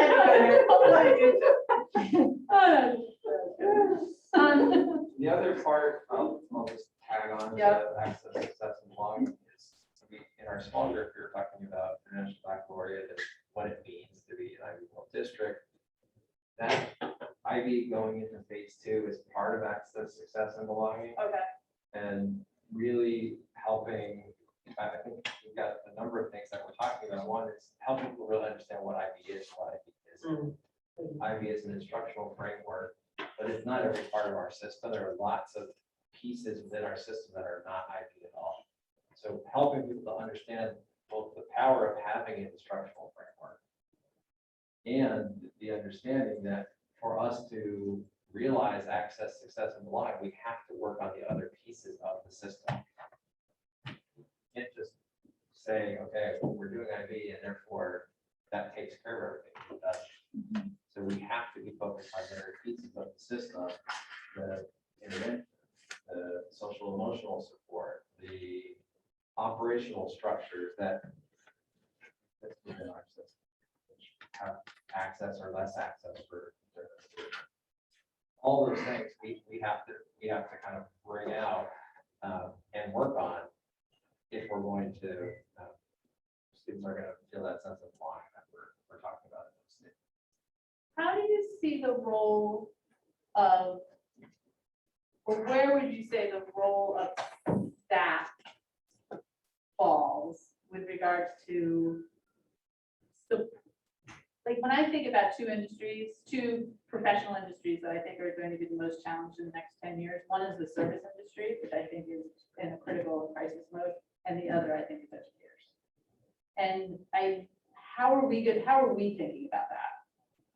In terms of, Making sure that we have the human capital and talent that we need so that our mission can be fulfilled. And if we're not proactive in that pursuit, I'm afraid that overall, we're gonna see great challenge. that has to do with the focus on wellness and making sure that our staff are feeling really good about what they do. So you put that under health and safety, you put that as a priority in there? I think it's enjoying gratitude. Okay. But it's also our focus on wellness as a whole system. I mean, the reason I'm talking about joint gratitude a lot is because I think it's important for us to as a community, include all staff in that, to feel energized by our work. And if we don't, and we had a really tough year last year where a lot of people didn't feel that, people don't want to sustain that year after year. Like you said. You burn out, exactly. So, Healthcare. I mean, these are gonna be fundamental shifts that we're gonna see people making choices in the next, 5 to 10 years as to what careers they want to enter into. And we're deep. well, there's been, I mean, nationally, there's been a teacher shortage conversation for a long time. A long time. This is different, I think. This is sitting here. Yeah.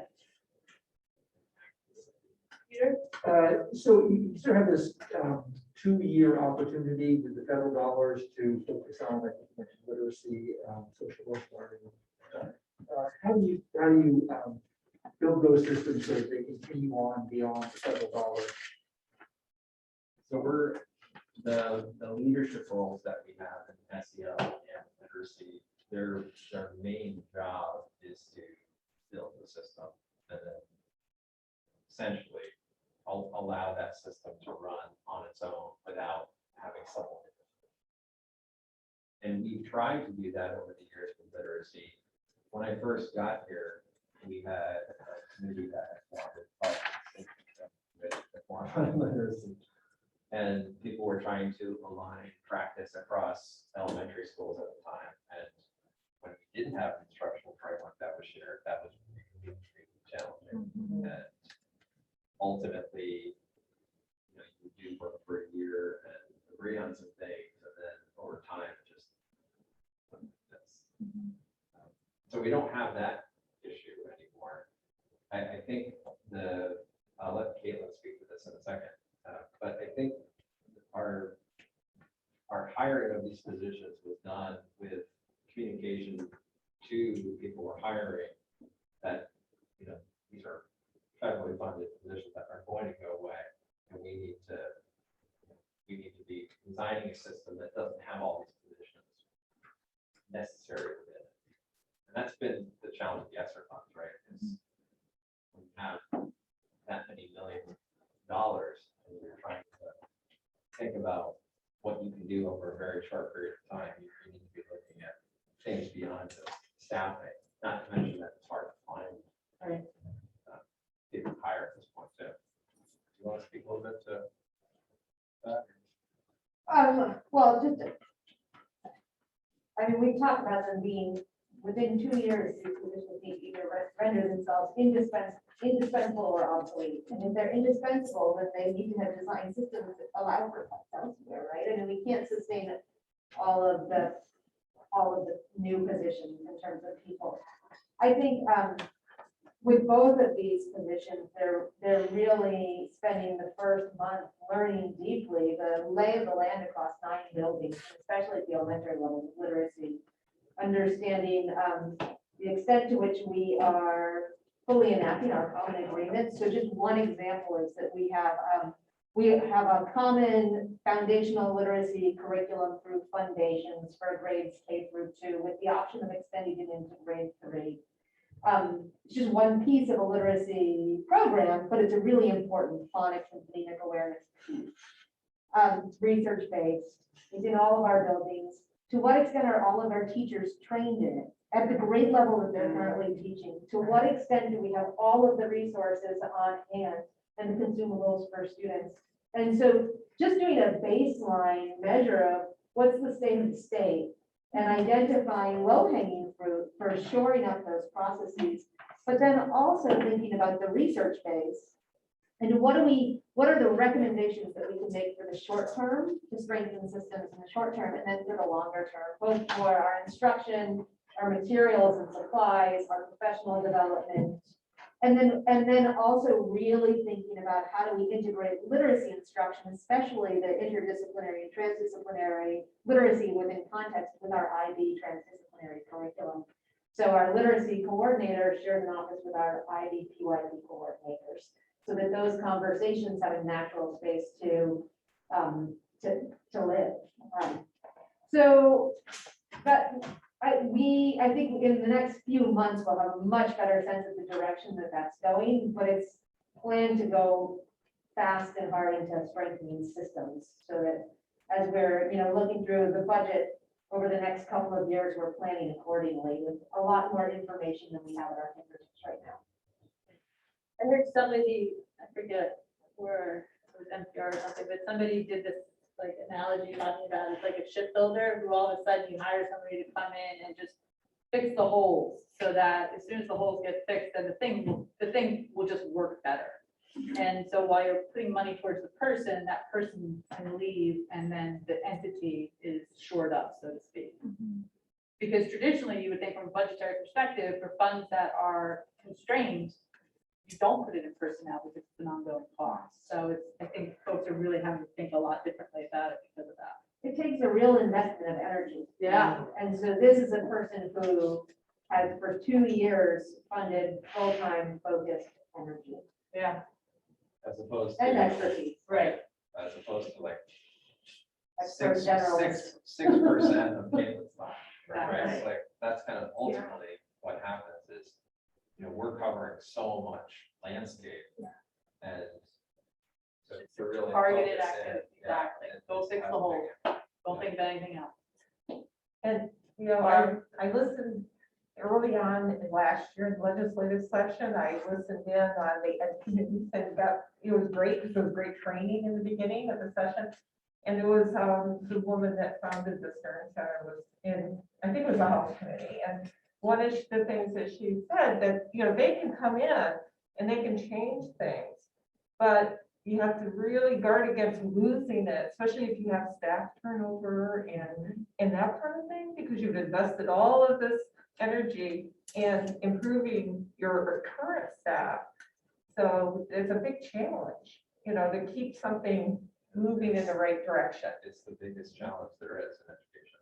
Yes. Is sustaining change. Yeah, so that was like, Sustaining work that you Successful do, and evaluating it, monitoring it, and improving it, because people want to keeping it there. leave what you started and do something else. Yeah. And it's just the ed reform runs that way, where this And year doing everyone's that talking about something else, and we're all going that direction. And then 2 years. And she, and made a comment that stuck with me is like, like 99% of the kids can be taught to read, right? And that, just like really hit home, and especially since before pandemic, I had the experience of going into Shoreham and sitting in my dog, the kids would read, take two by two every Friday, read to Java. And it was so eye-opening, the different skill set of being able to read at that level. It was kind of heartbreaking, and recognizing some kids were just so articulate, and other kids really, really, really struggled. And so it's became an interest because of that. Yeah.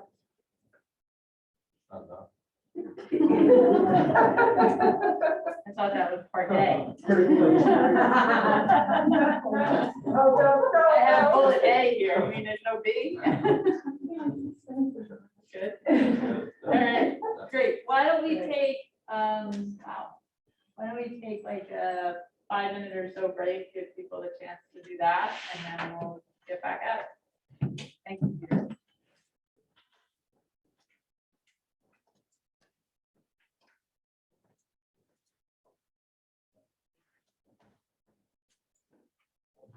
You know, in the high school calls, we could play one second. Worries? You know, one at a time. Yeah.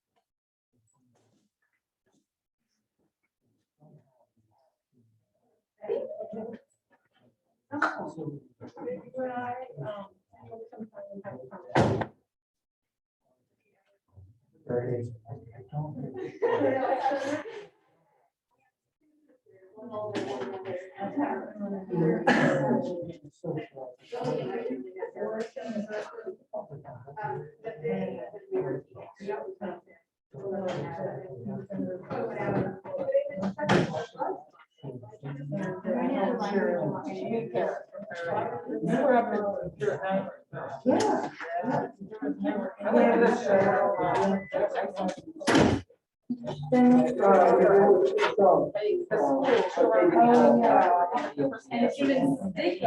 Hey, it's fair no expense. They're trying to figure out That. Well, it's schools that They get all sugared up so they can get those little- there you go. It's great in theory, but it's like, do it, oh, you have to welcome back. Yeah,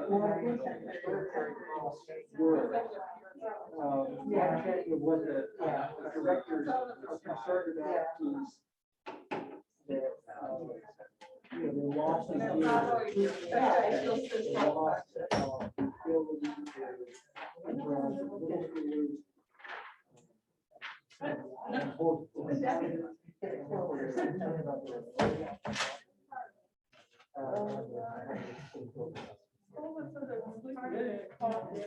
Yeah, I mean, I did not, I had to, I came right to my work, and I shouldn't have left that. I was in real something.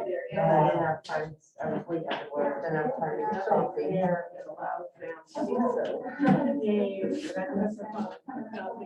No, there's not.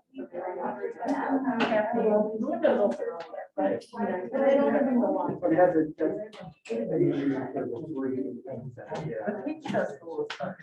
Yeah. I saw it. Yeah, I'm like, I know people. And I sold so much so bad, I had 2 gallons of pizza. Well, that doesn't really seem like a lot. for like- Part of that conversation. I think it was well attended, that, it was like. All of the other. Yeah, it was really hot. It was so hot. We have access And I to was the only same giving money. like charging like $2. So I'm not quite sure. Oh, whether that's they're- cool. so it's- It was just a taste. Yeah. Sound like.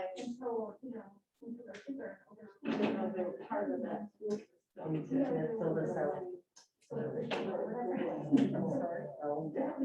was, they were like. Well, and then somebody left. Yeah. Give them this one.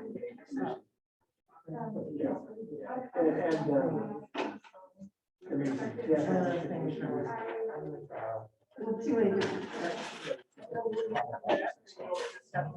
I'll have to- I think it was like that. I need to-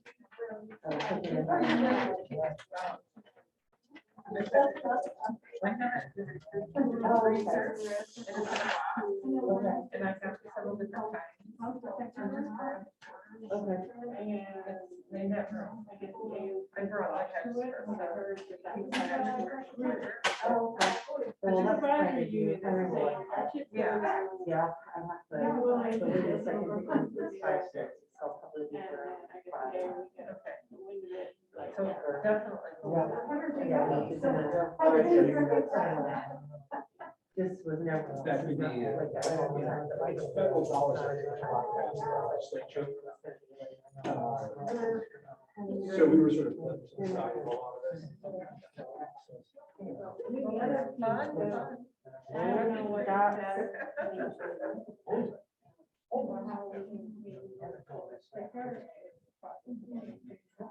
Yeah. Right now, it's six semester running average. Picking up that process. They're kind of thinking.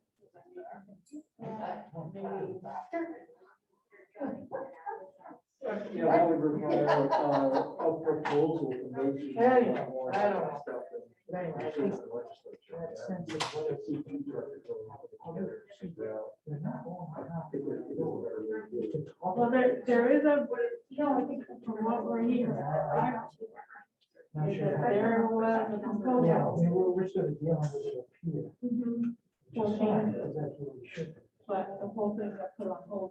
Oh, Yeah. So that it's just kind of sitting. That we sort of directions were like, "Oh, everybody, like here or someone, maybe they could help." Well, there's not, I mean, for, you know, what requires legislation. You know, so there was a study done of a couple of pilot projects that would take different funding, new funding definitions. But it didn't say everybody should be going down this path. You're on. So you need some unanimity among the center directors. Or through the.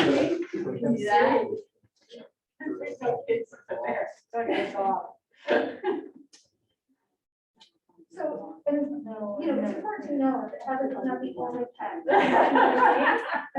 I think you really like Hadley, so that's We have Bert's dog, and we have Lorraine's pets, mentioned by name, so we love our critters. And we had the, what do you refer to? We have a Oh, whole yes. hashtag You called can dogs at CCI or office. So I have the, just kind of drafted, board member bios.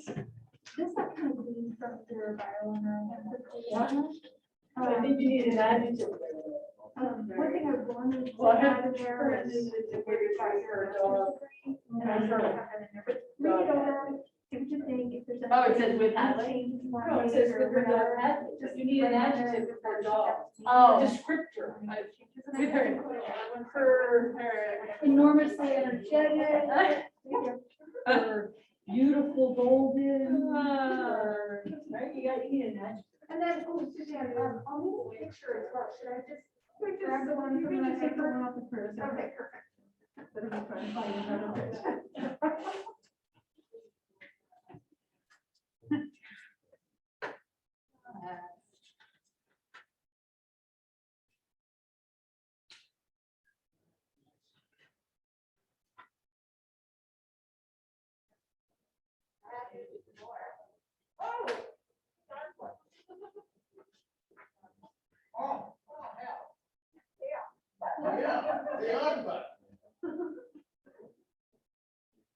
I thought the on button was on because I could see lights too.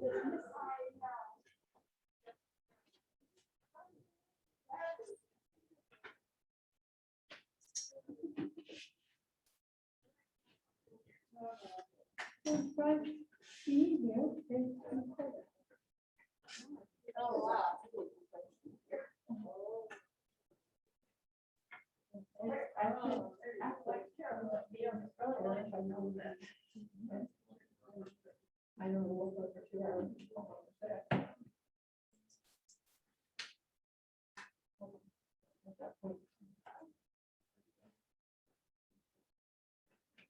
Mine's fine, so. Okay, perfect, thanks.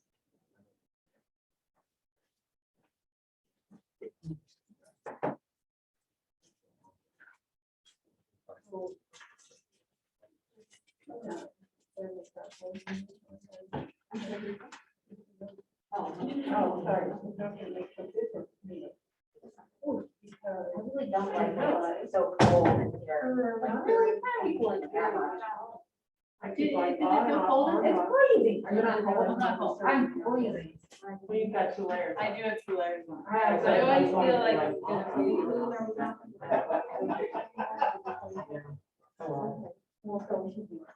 I agree. I know. How many other people is that just the actual board committee? We have two.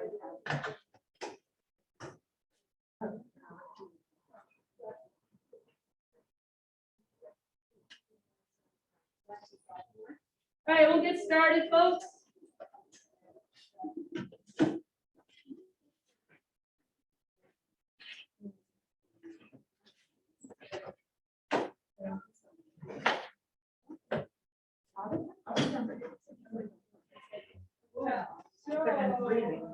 Unlike these coolers, they are cool. So that out of. Oh, there is? Yeah. So. No. You know what? Not with my mask on. Oh, now I do, now that you brought it up. And I know, oh, good. And I missed car and I just completely.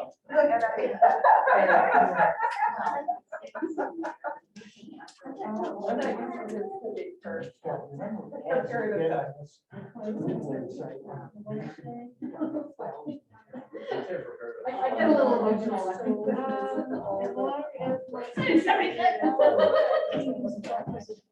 Hey, we're gonna get started.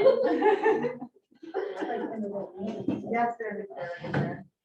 General comments for Peter or questions that you have on what he's presented.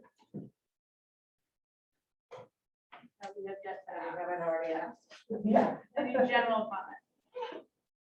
I have one around, like how you all are gonna think about, will you establish, or when gets established, kind of these are the things we're gonna measure to see how we're doing in these areas.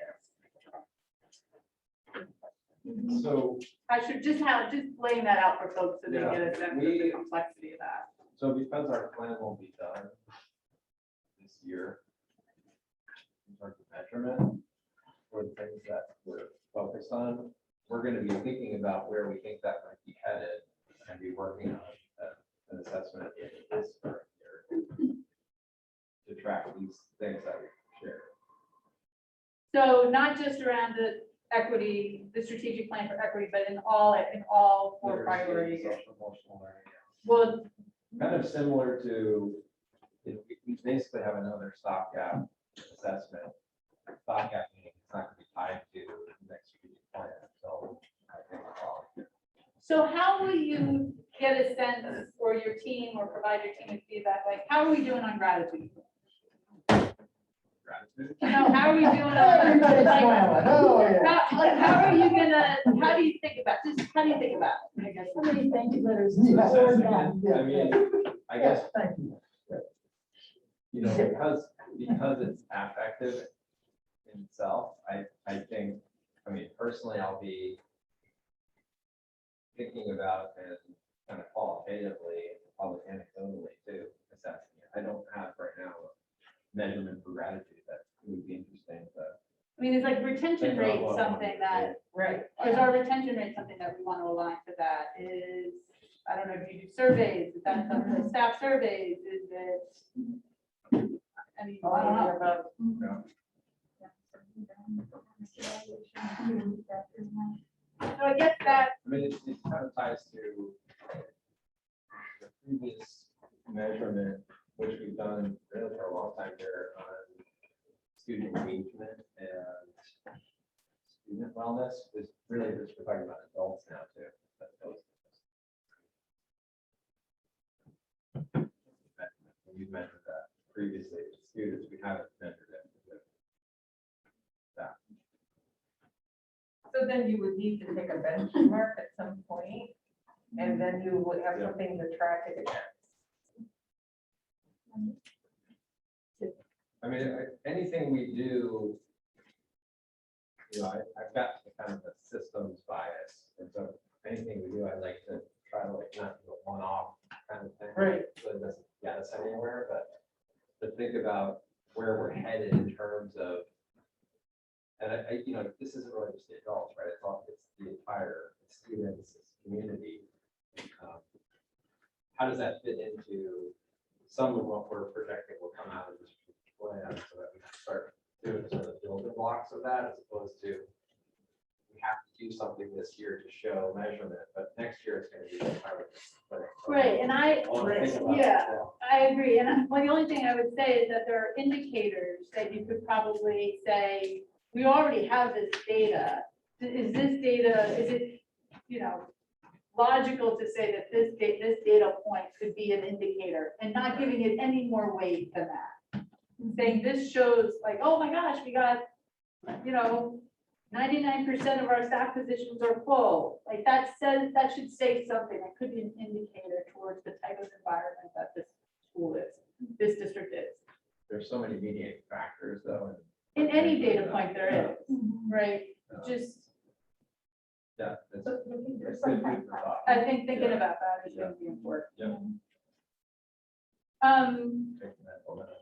Yeah, it's interesting. I was thinking about when you talked about retention, we did have a lot of turnover this past year and late in the game, a lot of turnover. And also, we had really competitive faculty schools, even late in the game, we got some very highly skilled educators joining us at the last minute, which is exciting to see. Yeah. And it's interesting to think about there are so many different stories you can tell with that kind of data.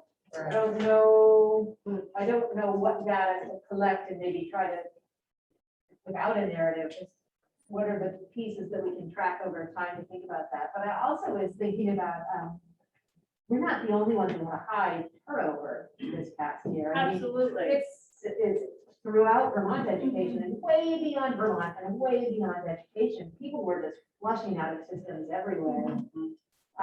This year has an asterisk, this past year, and any measurement has an asterisk. Well, but Without I wonder question. what a year from now will look like, and 2 years from now. I think that all of the patterns are, you were talking about this earlier, we're resetting on so many different metrics right now.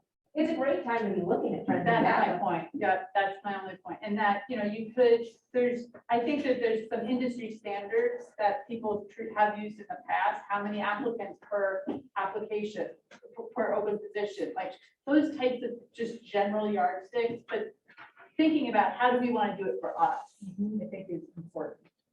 Well, It tells a great, I think it's going to tell a great story. Can we break any patterns, right? So we struggle just like our counterparts in hiring special educators, SLPs, para educators. Is there a way that we can disrupt that pattern locally? Exactly.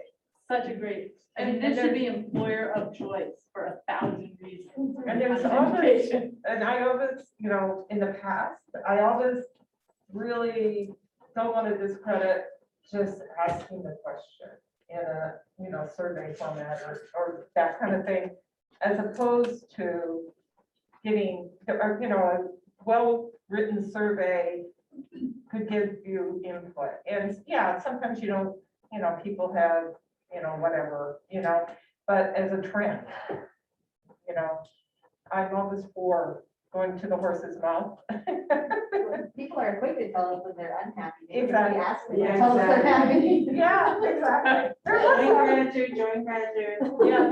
Tell us when you're happy to. Mary had a giant- Well, I was just gonna say, with respect to that, I think, perhaps looking at both approaches. Right. Because with surveys, you always have to worry about the return factor and whether or not you're gonna get actual useful data from that. Yeah. I'm not saying surveys are bad, I'm just saying, you gotta kind of do the 1-2 data collection for it to be meaningful information. Victoria, I just realized I was gonna take us down a rabbit hole. Well, 10 seconds later. So given these priorities, and I have them up on the walls, are there any other priorities that a board member would like to toss out there as an area of focus over the next year?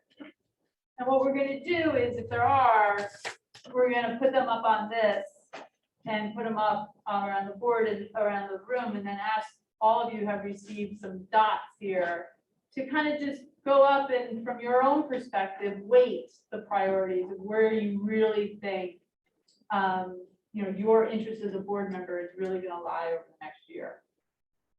Are there any others that you would like to put language to? And for, Go ahead, Mary. Raise your hand. Well, I was gonna say, and this is superintendent priority, so I don't know if this is the right place to say it, but the thing that comes up for me that I think is a priority for both the board and the district as a whole is community relationships or community engagement or, and I know that's an element of some of these things. But just in general, that trust building, transparency, just keeping an open, I don't know. Unless we a subscribe that relationship with these them. principles are also to our communities, not just for students, but I don't know if that's not universally Right. understood. I don't think. So again, I'm saying that with the, Yeah, yeah, caveat that I don't know if this is the right place to say that. No, that's totally the right place to say that. Any other one? Beyond that, it's really, if you look at the priority for access to success and belonging, a lot that I always kind of like personally falls in that area. So it's really how that evolves, you know, for me, as opposed to creating yet another category. Yeah, I think that's totally valid. You know, I think I agree with you. Yeah. Any other one? Yeah, well, you know, I look at these and they, as you pointed out, these are abstract and not very specific. So, you know, I said, well, we don't have anything up here about what we have been working on and put a pause on, which is the facilities master plan or the, you know, the board has a different role as well than the superintendent, but we're involved in fiscal management, property or, you know, facilities management. But those are some pretty specific as opposed to the abstract notions that we have here. So I guess I don't really have. I don't bring that up. Shall I write something else? I don't think so. No? Good, okay. Do you mind just briefly explaining those three, just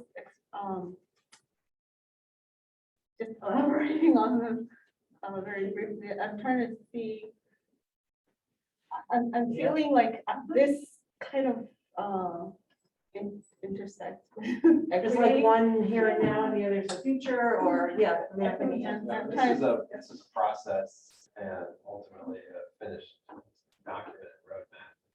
This is the work we're doing this year. I mean, it's our kind of objective for this year in meeting the needs of all students and working to determine which parts of our system are not working for students so that we can remove those issues, build bridges, whatever we need to do to make sure students are successful. And that takes lots and lots of different forms. So I mentioned some of the work that we're doing around literacy, social emotional wellness. And it could take an equity plan as well. Well, it's equity work, right? Yeah, I mean, right. that is essentially, and that's the connection you're making is they're both connected to equity. Right. But the work that's gonna happen this year to support that one is a body of work, and the work that's gonna happen this year and next year to support that one is also a body of work. Yes. There's relationship between the two, but when you think about it from a work stream perspective, there's gonna be folks thinking about and working on that, and there's gonna be folks thinking about working on that. And then I would assume And this over has- time, this may evolve based on what you've learned here. Absolutely. Right. Absolutely. So even though it might be, you know, it's not truly a silo, And I just got one quick thing. Yeah. It's the marriage of general ed and special ed Mhm. is the biggest piece of this.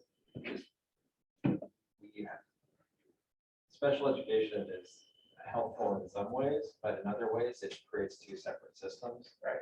And we're very committed to bridging the gap and having one system as opposed to two. And that relates directly to this work. So Caitlin and Nicole have been working throughout the summer on planning for what does that mean for us in terms of our ESTs? What does that mean in terms of our intervention system? And, you know, all the different pieces that are in place on all of our tiers. You know, tier 1 is general classroom education, and tier 2 is more intervention, and tier 3 is even more. So looking at that entire system and figuring out how do how do we bring it all together? You're gonna, Susan? Just right along those lines. I think of this work as being very much the next step out of the system of services design team work that Vicki was talking with you about for a couple of years. Right, all of that vision from the district management group and building toward the rollout of Act 173, which will shift our whole special education structure next year. So that work left us with that whole series of recommendations that she made multiple board presentations about. And this is really about putting heads together to put those into action. And when Peter talks about Nicole and me working together, for my first 5 years here, a huge focus of my energy was in supporting the building of international baccalaureate pre-K through grade 12. And that is still in my job description, and it's still work that will continue to evolve. But when we talk about IB for all and what's next for us with IB, really what we know is that there are gaps in what we've built. We're not actually successfully meeting all students' learning needs within this system. So if we want to live into that vision of IB for all, it's really clear that the work we need to do is that system of services design team work. It's the bringing together of systems of support for student learning with the core curriculum and blurring that line between general education and special education. And really, this is the theme that we felt captures that unification of efforts. Thank you. Because those So are my question is related to your question for us. Are we saying just where do we personally care about more? Or are we saying where we see our work? Because so much of this, well, in terms of my belief and my passion, I say yes, yes, yes, yes, yes. But in terms of our role as a board member, not so much, unless there's something specific unless there's some, or role that the district has for us and asks of us. So I guess I'm just wanting to get clarity around the exercise. That's Okay. exactly why, when we introduce this section, it's really like we've heard what Peter has now said, and now it's our time to reflect and say our priorities, which is why, Peter, I think you brought up a good point in that I do think fiscal responsibility should be on a piece of paper and should be on the wall, because it's fiscal responsibility in my mind that's going to allow us to do a lot of this work. Yeah. Right. And our job in that equation is to ensure that is such. And so that's why this, we're trying to bridge now the two. How can everybody be sitting in their right seat and doing the right work so that this thing works? So just, I'm sorry, essentially what we're being asked is where we feel our involvement will support the superintendent's priorities the best. Exactly. Okay. And are there other things that did not get mentioned in this? Okay. I.e. like fiscal responsibility? Okay, That so let's should be put added. fiscal responsibility up there. Can we put Peter on the spot and ask him in terms of, are there areas where you see us playing a role that we haven't yet discussed or envisioned our involvement? Would that be useful? I mean, I think the burgeoning area is the strategic plan for equity. Yeah. So that's where I'm still kind of figure out how to make like in the right place for it to, at the right level. And so that's work that certainly I think is really important for the board to be and leading. Right. So that's part of what I'm thinking through as I look at the process and the different iterations of the process. It's really, this is the overarching component to our work, right? So when we're doing our fiscal responsibility, sorry, I can't talk from the back up, the fiscal responsibility, we have to wear the hat to ensure that we're making it equitable, right? And, don't hinder this, that we're actually making it better. So it's this overarching umbrella that has to drive all of the work, I think. Or I could see, as we talked at our communications and engagement committee the other day, for example, making the presentation that Vicki made for us for several years, making that more publicly consumable so that people understand how it does tie into our work around the facilities master plans and the strategic plan for equity when they're not involved in the same level of conversation as we are. Yeah, anyway, just as. Any other, go ahead. Sorry, I'm also wondering if some of these, I know most of these seem to be long-term priorities, but could some of them fall? I'm seeing health and safety right now, with COVID, and that might change over time. Because now we're dealing with sort of post-pandemic, but also with pandemic, and it might change long-term. And so I'm wondering if it will still be, if it's an immediate priority versus long-term priority. So we asked Peter to identify for this school year, and so these are kind of the big buckets for this school year. Now, some of this work, like the strategic plan, is going to go beyond this school year, but this is kind of how, that was the framework in which we asked them to present. And what that looks like, or the processes or systems or actions that are in place, there'll be a set of them in September, and there may be something else that's needed in February, but it's still under that umbrella. Anything else to add? Yes. I'm so confused. Is the question what each individual board member feels to be Peter's top priority? No, it's where our efforts, like as a board now, we're trying to get to our priorities. So is there any, first question was, is there anything up here? Is there anything not up here that you feel is lacking that a board should also include from a priority perspective? An example, the two examples that we put up are fiscal responsibility and community engagement. Once we get all these up, then we're going to ask folks to say, great, for the board, where do you think we should be putting most of our time? And we'll demonstrate that by using dots.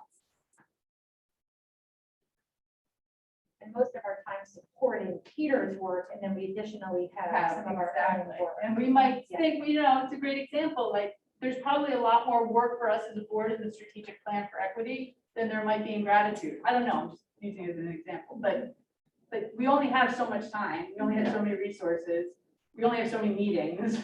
So where should we be targeting our efforts? Can we stipulate that we're all in favor of gratitude? Yeah. No, we're not getting the most spots. Yeah, Lindsay. So gratitude, like, that's a really big concept to be like the number one priority. So would that look like sending a thank you letter to teachers, or staff retention, or helping kids feel like they're included, or like, it's just sort of an overarching concept that there's going to be some quote of the day that's going to be blasted out to everyone, or Peter's going to be riding on his bike with a banner behind him, like, It's all sounding really good. it's like, yeah, like, how do you quantify that? Or like, I'm not even quantify it, but Well, I think, Peter, Take it out I of the don't know if you numbers. want to share what you said in the beginning about how you're thinking about why this is such an important component of your ethos as a leader for this year, which is, I think, how to characterize gratitude and why it's up there as a priority. Yeah, I mean, I think that priority was almost kind of my own personal priority, if I had a personal practice goal for this year. okay, and that's something we can necessarily support, or Well, you could. with the but, dots. You could, I think you probably could, but for me as a leader, I feel like it's so important for me to both have this in my vision all the time and then to share that. Mhm. So there are other, Mary mentioned, how you're going to measure that, which I hadn't thought of it in that way, that this was something I would be measuring this year. So that's an interesting idea to think about it in a more structured way, right? Like think about what actions will you take. And I'm in the second meeting in September, I'll be coming forward with the superintendent, my goals for the year. So this will be reflected there. So we'll have more conversation about what I'm thinking in terms of what it means beyond kind of what I carried in my spirit. I'm just thinking of how I can put dots on Yeah, some of these, yeah. because Well, related to that though, I know I'm stating the obvious, restating the obvious, when I say last year was ridiculously hard. And also in May and June, there seems to be a pattern in our community of thank you notes and thank you gifts flying around the district. Like there was a lot of explicitly expressed gratitude in our system last year, going a lot of different directions. And I felt some of it and I gave some of it, and it was all around us. And I think that practice is, it's sustained us through an incredibly hard year. And so I wonder if that's an ethos from the top.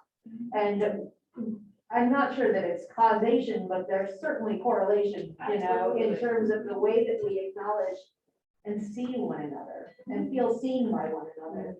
I think that there are all sorts of ways to engage in that. I don't know if you measure it or you just practice it. And you want to get a sense, yeah, you know, I mean, I think, I don't want to understate personally how important I think that is, because I think when people watch us operate as a board and the way that we treat one another and the language that we use and the arguments that we make and the debates that we have, that sets a tone. And I personally believe that is so important. It's important I see it in our political systems, you see it on TV. It's so, so important. And I would hate for us to forget that. And it's also gratitude for our constituents. It's not, you know, we tend to, you know, focus on ourselves and staff and education, but I think it might help having you know, keep it in our mind. Well, we're grateful for our constituents too, and keep that on the forefront. Any other ones that you want to believe should be up there? So how do we use our thoughts?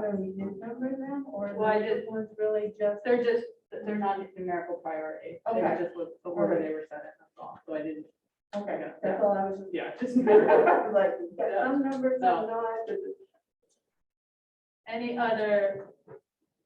We're using all of our dots? Use all your dots, man. You Yeah. think, so here's the thing, you think about the role that we play as a board and our opportunity to contribute to supporting Peter and the district and the responsibilities that we have. And you think about the time and resources that we have access to now over the next year.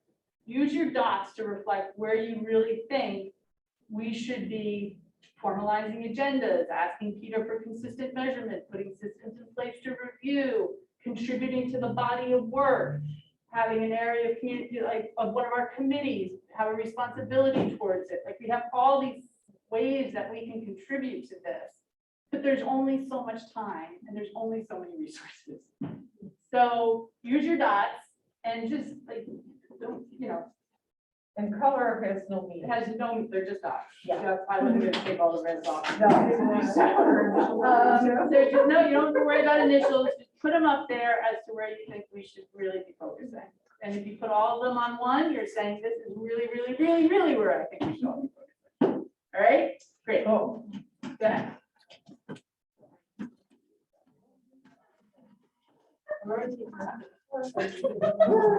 It's so hard.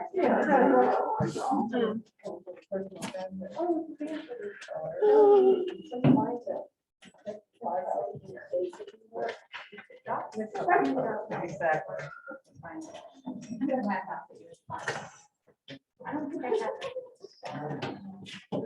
Well, I'm just unplugging it because it seems like a good time. You saw that to do happening. Well, exactly. I saw it in my mind and it started happening in reality.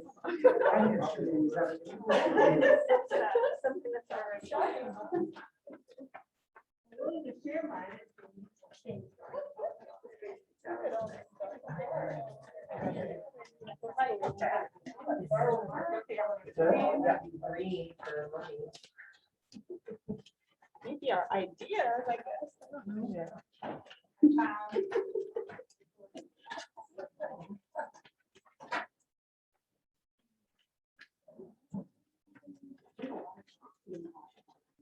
Well, we have to use all of them. Yeah. Oh, I didn't realize it was like a weighted. Yeah, I'm used to just having like 4 dots. I was thinking we had to adopt the one that we went to. What do you have to say? Ta-da.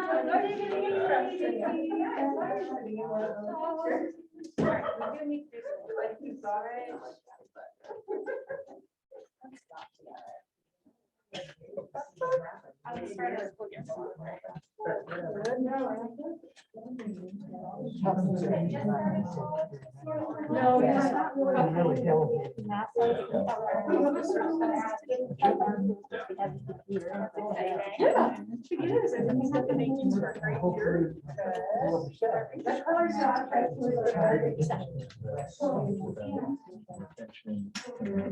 We shouldn't have to spend too much time on that. You've got that covered.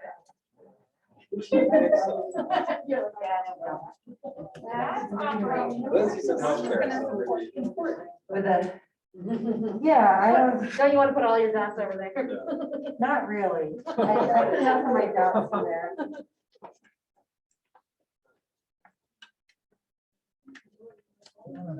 Feels like something we don't really have a lot, like you guys have to follow directives from the state, so Yeah. it's just how it's implemented, you know? Seems like something we can't really help too much with.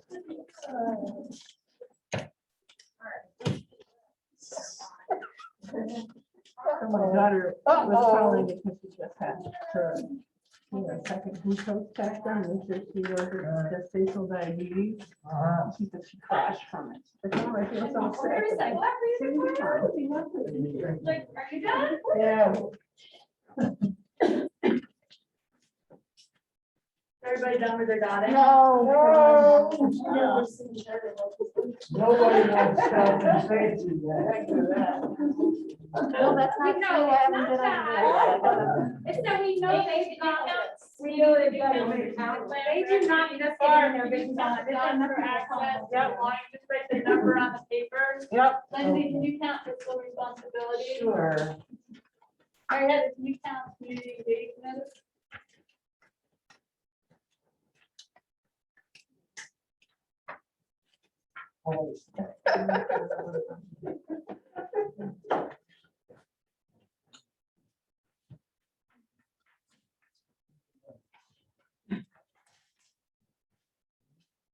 Okay.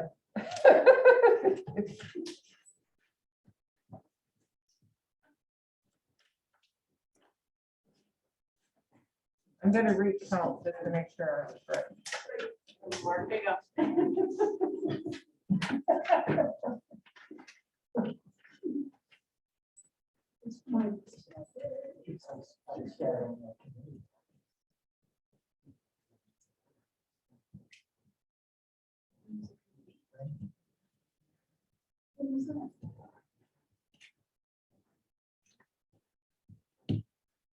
I was right.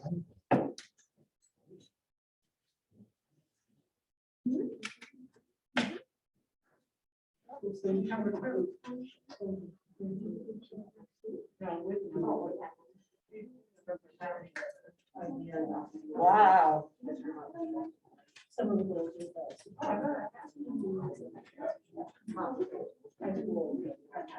Great. All right, so I can't see the numbers for fiscal responsibility and community engagement.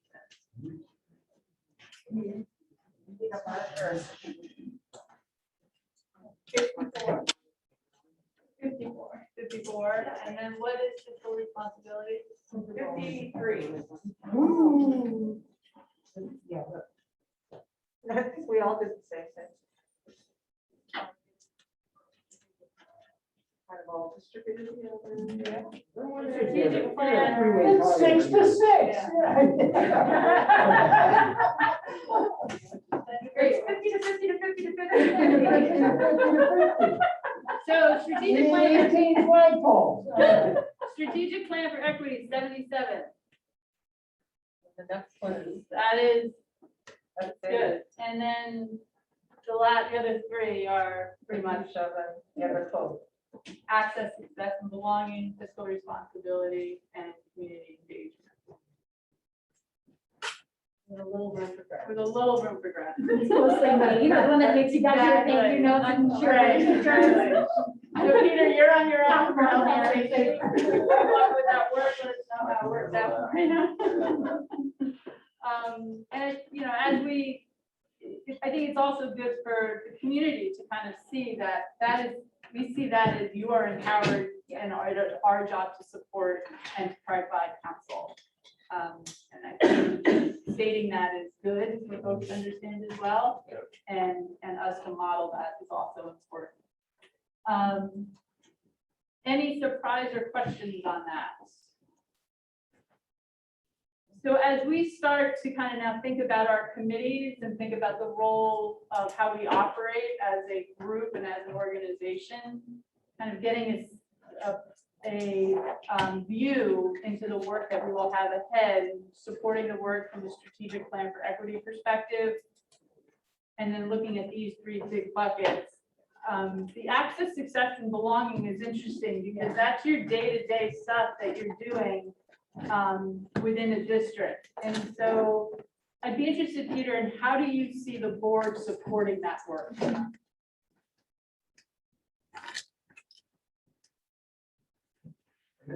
You know, as I think about this change that we're working on, it's about, you know, I think Caitlin and Nicole are carrying a lot of this on this plate.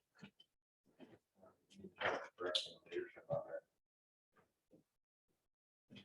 Do you have any sense? I don't, right off the top of my head, Right. I don't see like a real clear drop down. Agree. Other than supporting it from a visionary standpoint, from a philosophical standpoint, from a leadership standpoint. Well, Amy pointed to this.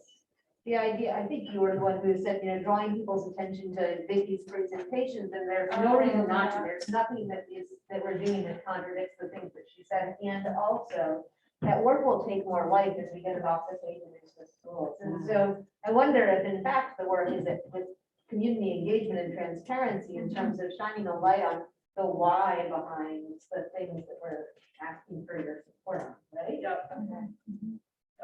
Which will only help to serve our other goals and objectives around fiscal responsibility and equity. Yeah, hopefully we can tell a strong enough story that people believe in the work that we're trying to do and trust us. That would be the ideal. So for me, it's also when we come out with a position on something, we need to step back and ask ourselves these questions. Right? Does this support strategic plan for equity? Does this hinder or improve access, success, belonging? All right. So it's kind of something that we're using as a barometer that as we're making decisions, that we can then articulate to the to our customer, you tell us a business, to our constituents. This is what we've done, and this is why we've done it. You know, we can speak much more articulately about it because we've thought through that part of it. You know, saying, you know, just reiterating and adding on to what Caitlin said. Any other comments on this from a board priority perspective?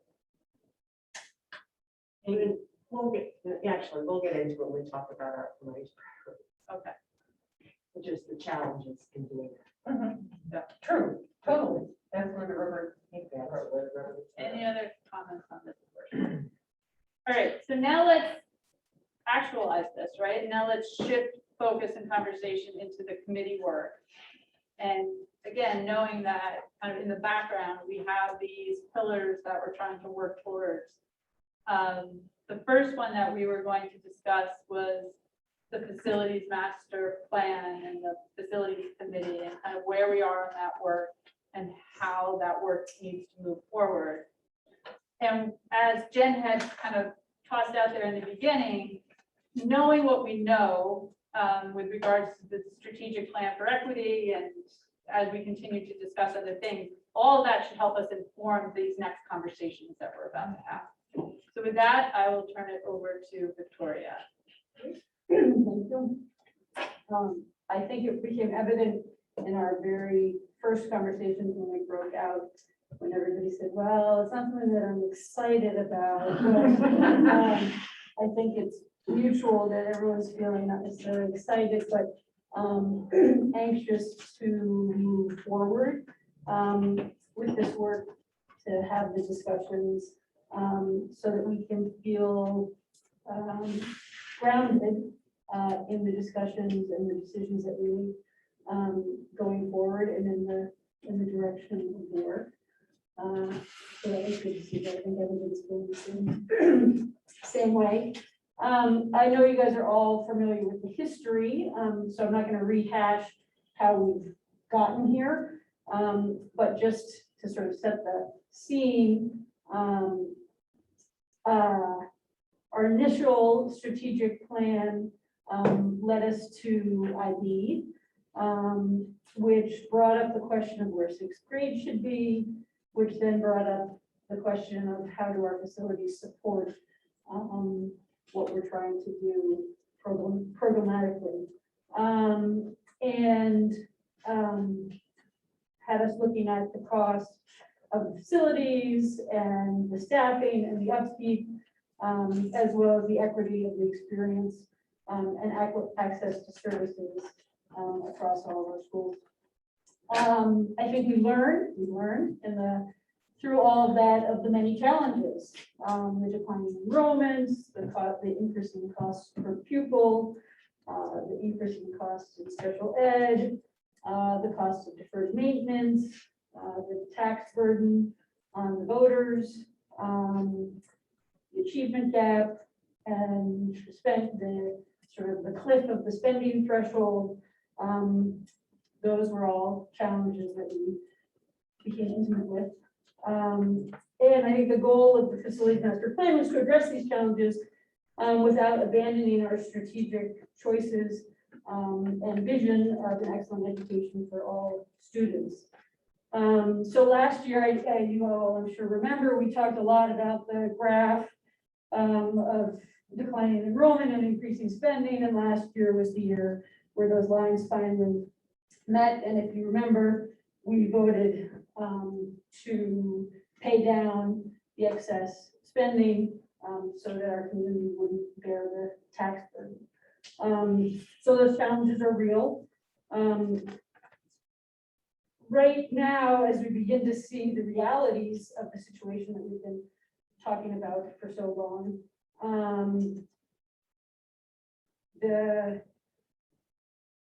it seems that the sort of temperature of the environment in which we're operating has changed with COVID, with potential population change, with the suspension of the threshold, and with sort of the unknown outcomes of the waiting study. I'm going to ask Peter to jump in here a little bit and talk about sort of the realities of this new environment and what he knows about the decisions and process in Montpelier. And then we'll come back to talk about how that impacts the work going forward. So, yeah, I mean, talking about, I think about the planning process and the conversation we've had around two things, the educational and what does this mean in terms of education? And what does this mean in terms of fiscal responsibility and what we can afford? As we looked at the beginning of this process, we looked ahead and we saw that we were going to get to a point where those lines were going to intersect. I knew as a superintendent that meant we were going to have to start cutting staff and programs if, as a community, we were committed to staying under the threshold. So, from my vantage point, my bias, probably that I bring to this, being responsible for having enough staff in our school buildings and also knowing what the impact is in an institution where you're cutting every year. That joy and gratitude is gone when you every budget cycle are cutting staff. in the absence of now, in this kind of climate that we have found ourselves in now, in the absence of the excess spending threshold, which I predict is probably not coming back, given that we've got one more year moratorium on it. So this coming year, we don't have an excess spending threshold. And the waiting study is now gathering momentum. I'm not sure exactly how long it's going to take for them to get to the end of the process. Peter's actually, what's the timeline? Well, so, for those of you who don't know, the excess spending threshold was suspended for this fiscal year and for the next fiscal year in the same legislation that created this task force to study how we weight students in Vermont. I'm on the task force, Ruth Hardy's on the task force, so with Addison County representation. And, there's a lot of pressure, right down to threats of lawsuits, to revamp the way we count students in Vermont with our incredibly complex, unique way of distributing state funding. So, the duties of the task force are to present legislation to committees, to consider, debate, and do what they will to essentially recognize that the current weighting system is somewhat capricious and not really based in reality, and that needs to change. The scope of the task force is very broad and includes, we could propose kind of revamping how we fund education in Vermont. Or we could just stick with the system that we have and go with a system for implementing the new recommended weights. If we go down that path, I mean, it's going to be a radical change for many school districts, including our own. As we are the real factor is in how we weight students from poverty. And, there are districts that have a much higher rate of poverty than we do. So as you have this education fund, think of it as a pie, all it's doing is shifting where the slices go and how big those slices are. It's not necessarily spending more. Probably result in spending more as districts that are sort of, I hate to say this word, but that are, who come out as not so much winners as the others, say, well, we still want to spend at the level we're spending, we still want to offer what we're offering. And, whether there's a disincentive for districts that have high per pupil spending to ratchet that back or not is up in the air. So while we may see the end of the excess spending threshold, we may see the implementation of a whole new system of weighting students that affects districts in different ways, and in our district's case, financially negatively. So there's a lot going on. At the same time, it's an opportunity for the legislature as a whole. That's where it gets sort of unpredictable to say, well, let's just go to a new system where we shift more of it to income. And then it becomes less about districts versus districts and much more about how does this affect me personally. And it's no longer, sort of geographic in a sense. It's just about. And what's your gut tell you on which path? I would say we're not really there yet. And of course, this task force will come up with legislation. It then goes through the whole committee process where it can be completely ripped up and built from the ground again. So I'm not at a point where I can give you any sort of prediction as to which direction we're going to go. No matter which way we go, there would be a multi-year phase in, so we can all learn to adjust. But for high spending, low poverty districts, it could have a negative consequence.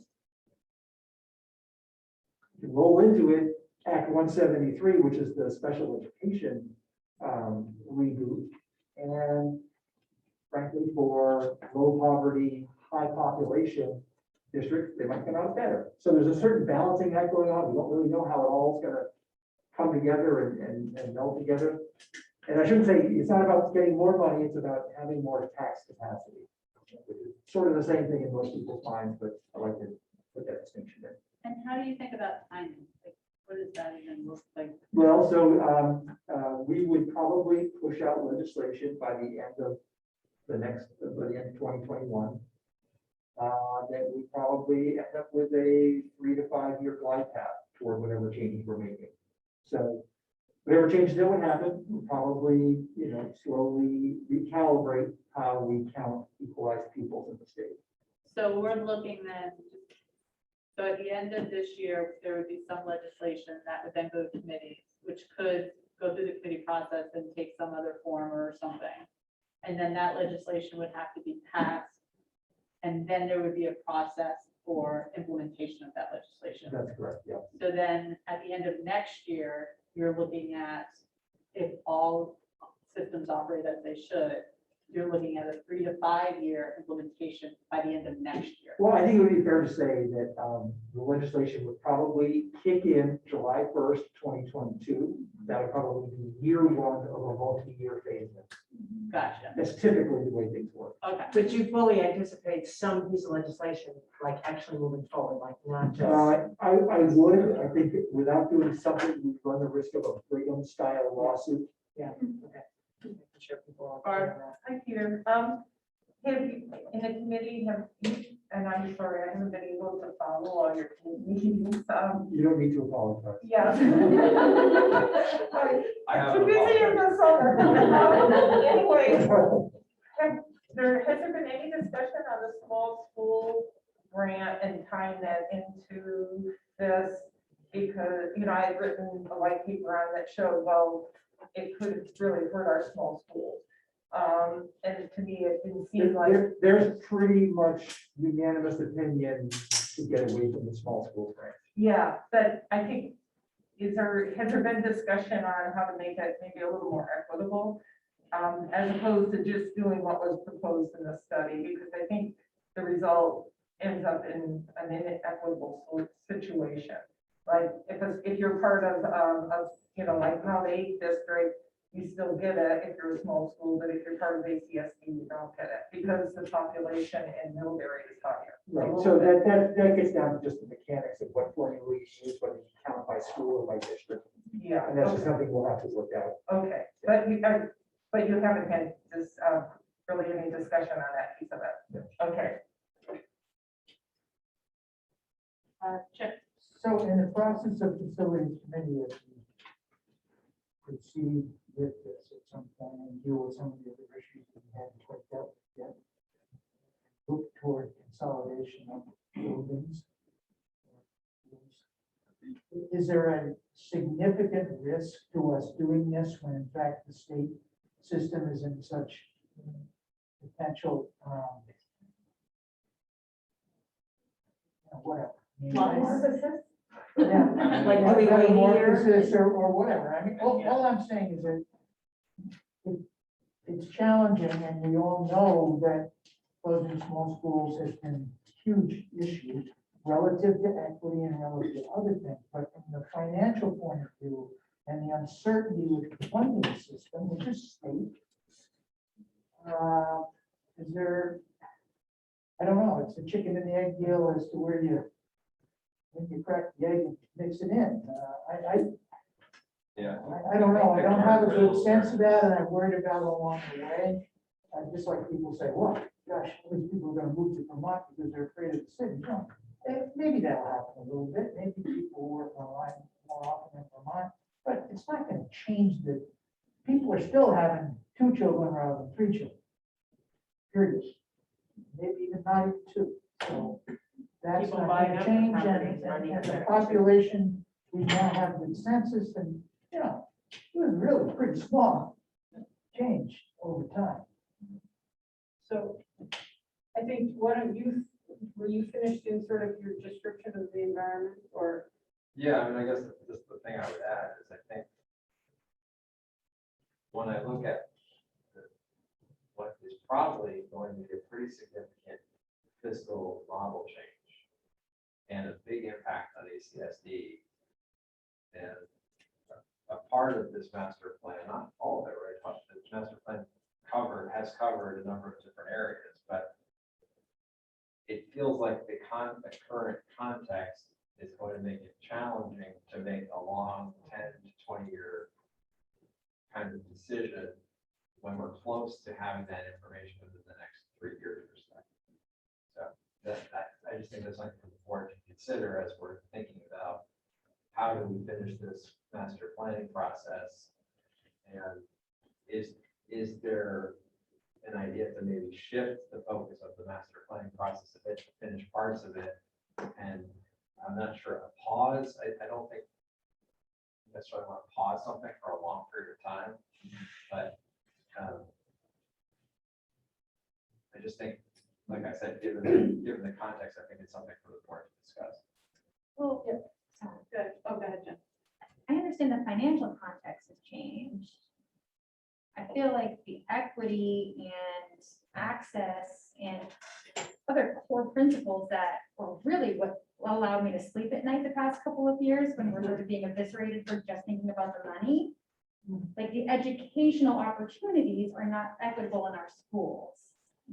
And in my mind, part of how to correct that within our financial realities, which there's still not going to be an endless pool of money, were to kind of combine some of our resources because we have buildings that we don't, the way I tell people is I don't want to spend money on a new roof and boiler when I could spend that money on educational opportunities. Like, to me, that made more sense. And so, and I see, that some kids, weren't able to go to Keek for the past 10 years and some kids were. And so maybe that's and this is kind of why I was like, what comes first here is like, we know that there's still some inequities, and are you able to address it with our existing structure? Or do we feel like talking about the structure helps us to actually reach some of those goals that you're going to be working at? Because yes, we're doing an audit, but we've also been sort of self-auditing for the past 10 or 15 years and understand that there are some issues and that kids coming into the middle school are coming in different places. And that was some of our concern, is that we didn't want kids to feel like they're at a disadvantage because of the school that they went to, socially, academically, etc. Yeah, and it's interesting that you brought that up in that regard, because I thought about that kind of in a similar way, and then I say to myself, we have this huge body of work that is about to take place with regards to the strategic plan for equity. And that lever, along with this fundamental shift that we're going to see from a funding perspective, those two things are so significant that how do we think about what we can do now with regards to a facilities plan that needs to shore up certain things in our district, but not go to do things that would, once you do them, there's no going back. Yeah. And so I feel like, so in my head, I say to myself, wow, we have opportunity to make some significant improvements in the facilities master plan that addresses some short-term things. But these long-term things, there's these two other things that are hanging out there that I feel need to contribute to that work before I would feel comfortable in making the decision. Okay. Amy and then Barb. The only piece I would add is, and there are pieces of that planning process that we don't have to stop doing while we're waiting for that information. Like, there's no reason, that's not going to necessarily affect the transportation study, for example, in terms of the numbers and distribution and what the possibilities might be. So there's still some work that we could be doing, or the facilities committee, I should say, could be doing while we're waiting for while we're developing the bigger chunks that really determine what decisions we make. And whatever that, and part of the work could be figuring out what those things are. Exactly. In line with that. I think it would be awesome if we could use this opportunity to take a step back and really define, what will be those measures to ensure that we have equity. For example, I just heard from a constituent, and their child, like I say, Valentino, is on the bus from 6:30 to 8:15. By the time they get to the school, the free lunches or the free breakfast is over. So they don't get breakfast, right? The other example is so many of the kids in the rural community, if they don't have the support system, like a grandparent or what have you, that can run interference, they cannot participate in after-school programs. And as you may recall, when the interim principal for moms was talking about the great programs that were put in place for the 6th grade, and I was like, but we don't have a late bus. And so there's so many kids that aren't able to participate. So we have to like figure out, well, how then do we make it accessible for those kids as well? And, you know, I believe if they're hard questions, but I think if we can like focus on what those questions are, right, that would ensure success, it would be, and I'm not saying we're keeping all the rural schools open. You know, I just want us to make sure that we've really looked and turned over the rocks and the stones, and we haven't created, maybe solved some equity in other areas, but actually made it worse in other areas. And without really taking a focus on that, we can be very financially oriented, right? And we kind of forget about that part of it. And, or it's easier to kind of kick that can down the road. So. Don't you see that as part of this Yeah, process? I see that. So I think 77. spending the, yeah, so spending the time now to really, what does that mean? What is the equity here? What are we trying to achieve for the kids regardless of where they live? Those are great examples. Yeah, And which is the work of this, right? Yeah, So that's exactly. what this is. so that's why I see that being so critical and important, so that we can then make the right decision. And, you know, and there's never ever a perfect decision, right? Peter and then Mary Heather. You know, two of the very clearly defined roles of the school board are fiscal management and facilities management.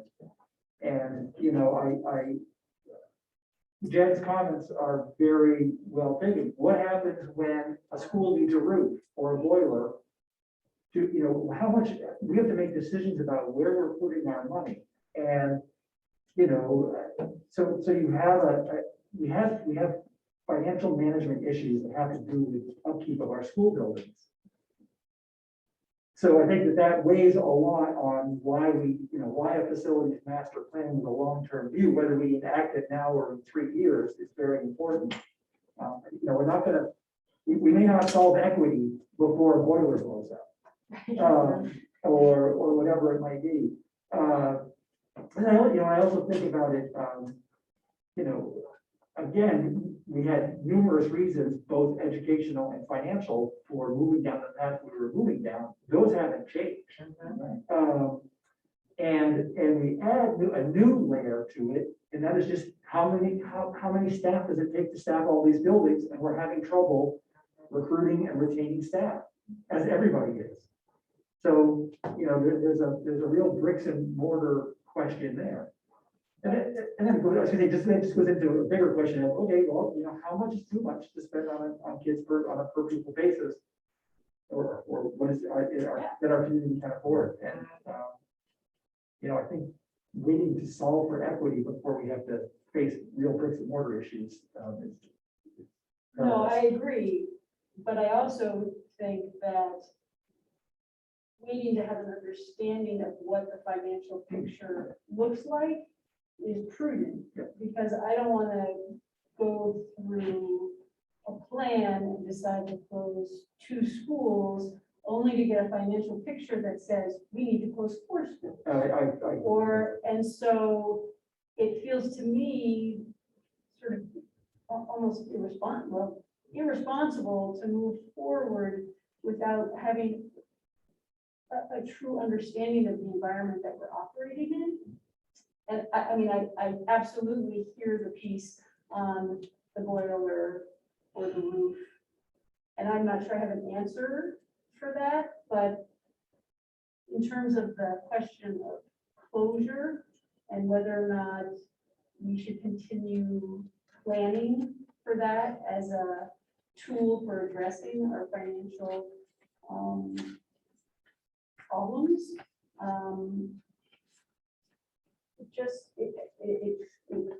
To me right now, it feels like not having the full picture, you can't really do that.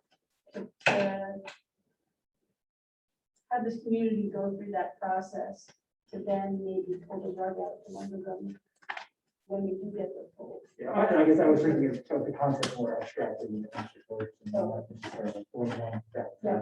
I mean, I guess the question for the board is, does it make sense to continue on the path of talking about closing schools right now in light of what we've just been discussing? Or do we pick pieces of the facilities master plan that we know we can move forward with, like what are we gonna do about school choice? That's still something we want to talk about sustainability, about bonding for the secondary school buildings. Those are things I feel like I can see a path forward with. But I mean, I'd love to get the closure piece. I have a harder time thinking about how to make the case to this community without having a really good handle on the numbers. Yeah. I mean, We're willing to get very together. No, go ahead and say what you're.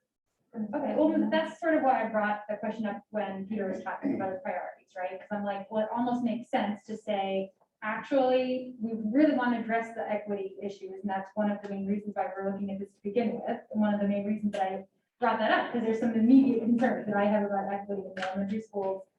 And so if we're saying we're going to focus on that for 2 years, we want to really make sure we've got that and we don't have the immediate financial pressures that we've had, then I feel like that's part of our plan, right? Like that's what we're saying. We're going to, in 2 years after that happens, I propose we would then revisit that issue and what do we need to do to address, you know, those areas. But in the meantime, yes, I think we need to put something together. We've been working on this for 3 years. I think we can at least have some sections. We talked about multiple sections. I think school buildings was part of that, but it wasn't the only piece of it. The 6th grade move was the first piece, and we've never actually written that down anywhere that that's part of what we're doing. I've never done something. Yeah. Someplace.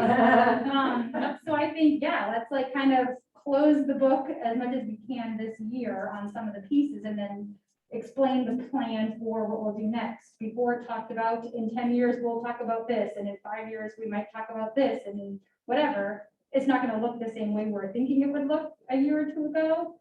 But I feel like if we at least are thoughtful and saying why we're doing this at this other time, I feel like that is appropriate. Yeah, I agree with everything you've said, except the one is that the financial pressures aren't gonna go away. The threshold has been, Which is a buy. right, but I think we're Yeah, I mean, we know, I mean, that's what we're talking about, is what is the future suppressor going to be? That's the like big question I have is what is that going to mean for us in terms of what we can spend, what we should spend, and what our community will support. I don't know if all three of those are together or all three separate. but also talk about, so what do you see for the upcoming budget and the year after sans threshold? What do you think our biggest challenges there are gonna be? In terms of fiscally, Yeah, well, right now we're kind of swimming in ESSER funds, but those aren't necessarily, we're not using those to move, out of the general, we're still spending. And are there restricted Regular. funds, right? They're They can only be restricted, spent on certain yeah. things. They'll probably help a little bit on that front to some degree, like some things that we're using ESSER funds for, we would have gone into the general fund to use them for. So it is helping in some ways like that. So, I mean, I think, the pressure comes from the community, right? The pressure is, are we spending too much or not enough? And we had this debate with people over the last 2 years about, a lot of people came forward and said, nobody is voting down, or not many people are voting down the budget. That's a sign that they're supporting the cost of education. I'm not sure that's true or not. I mean, I think that would be work for the community engagement committee to be talking about and thinking about is how do we actually accurately assess what that is? That would put us in a position when we have this new model and have a sense of what the parameters of it are, or if we know kind of what ground we stand on, and then that will help, I think, to provide a better picture of what are the small moves and big moves that we need to make, driven by this, right? Mary Heather. So I'm trying to think of how to organize this. I mean, I had a similar question to what Peter brought up and what Peter Burrows just brought up in terms of the, or actually Victoria, in terms of what our biggest fiscal challenges are going to be in this period where we don't have the cliff right there, right? And I guess I have some concerns about holding off only to just find ourselves on the cliff, immediately, and not doing some prep work, almost like your kid, your kid's gonna go to college, are you saving or not, kind of situation. So I guess I have some concerns about, pressing that pause button, because one, I think we all kind of know that the financial concerns that face us in the next 2 years are very real and tangible. And every time we push that pause button, the community sees that perhaps it's not real. Or at least the perception may be, is this real or not? Or are they just, they're motivated by some other way? So I definitely have reservations about totally hitting pause, recognizing your point, Victoria, about, we need to have an idea of what the scope of what our financial atmosphere is before we make recommendations. But I'm wondering if you think it's possible to proceed with planning with kind of like a, worst case scenario, plan A, plan B, kind of bracketed approach where, well, we think perhaps, we're looking at 2, but depending on where things go with the weight study, we potentially are looking at this. I mean, I guess I just wonder whether it's smarter to just hit pause and wait for that information and then start ramping up again, or continue planning, anticipating that, and include the community in that, like, here's the reality. We may not make a decision now, where we thought we were going to. We have a little time. Here's kind of the worst case scenario possibility and this possibility. Here's where we are. I guess I'm a little bit worried about trying to pick up that momentum again. After such a long pause, when we all know this issue is not going to go away. And I fear that perception of the issue is going to shrink in the community if we're not talking about it, and sort of like pulling the curtain on these conversations. Do you know what I mean? It's funny, so when I think about it, I was thinking, so what if when the weighting study is revealed and the new formula is put in place, I kept thinking, well, I'm assuming if they do that, there'll be some direction with it. Like you've got to do X, Y, and Z, or if you've got schools smaller than this, then that's, and so maybe that's too optimistic. And maybe part of this discussion is how does Vermont value its small schools? Do we, and how do we show that?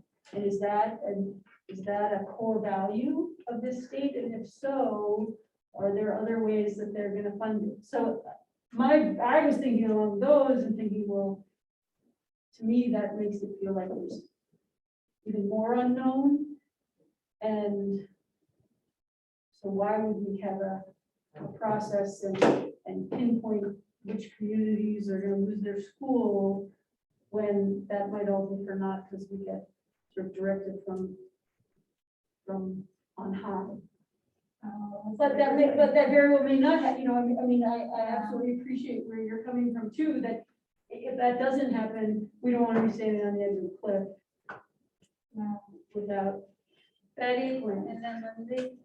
Okay, Mary Heather said a lot of what I wanted to say, but, I think it would be helpful to, first of all,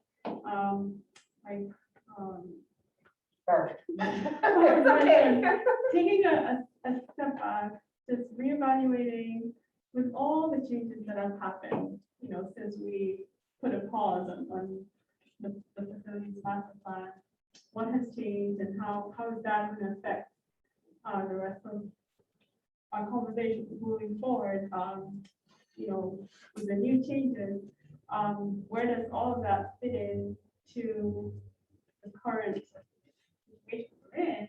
And then maybe once we know, we have all that laid out, prioritizing which areas need the most attention right now in our schools.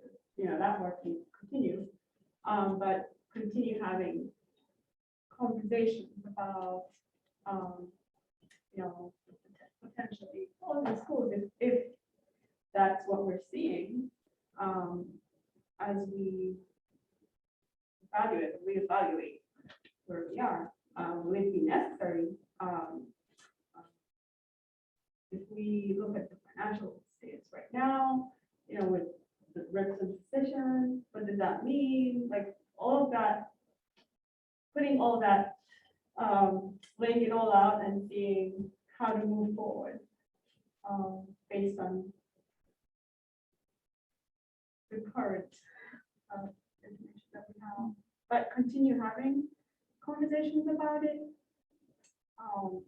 Because if we put a pause to it, it's going to keep lingering. It's all working together in a sort of undefined way, but it will make sense once we keep getting more information and direction from Lindsay? I like what you started off with, Victoria, saying that there are some, I don't know, the bullet points, there's some things that you see a clear path forward.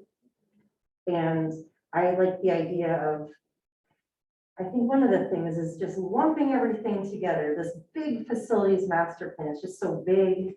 And then there's pieces of it that people are very reactive and emotional about. And at this point, we don't even have the data we need to make good decisions with the way that the state is changing funding and the equity study and everything. So when it comes to like closing schools, that's a big emotional thing that, we paused for a reason, but when you mentioned this, the middle and the high school, like the work that needs to be done there and some of there's so much that was in there that just kind of got overshadowed by the fear and the reaction about closing schools. So, I'd like to see the work being done on things that are more black and white that are like, we can, move forward on, not just abandoning the whole thing and pushing pause on the same thing, but maybe we don't need a facilities master plan in the sense that we have to solve it all at once, but that we take the achievable pieces out of it and then, revisit the things that we need more data on. If we have this year plus timeline for the equity, the strategic plan for equity and the Hanover research audit, but I think Mary Heather's right, like to just completely stop talking about it. As it is, I've been on the board since March and it's like, ooh, what are we gonna, we've just tabled the whole thing. And it seems like a lot for just one committee to tackle as well, when there's pieces of it that could be worked on by the board as a whole, or, started in one committee and then brought to the board, rather than just having I feel like that was some of what I heard from people is like such a huge piece of work that has so many impacts going forward are being done by just a small group of people brought to the full board, but we have so many things that we're doing, it's gonna take a lot of time as a full board to hash out every detail. So finding that sweet spot between, getting it into a presentable format involving the board and the work. I'm just thinking like with the policy committee, the work that we've done with the flag policy and having to go back and forth and back and forth. And it's like, I'm trying to learn, what work do we do just as a full board, just so that we don't have to do that back and forth and delay it by months and, so we can be like, okay, check. We know what work needs to happen at the high school and this is who we're, getting bids from and.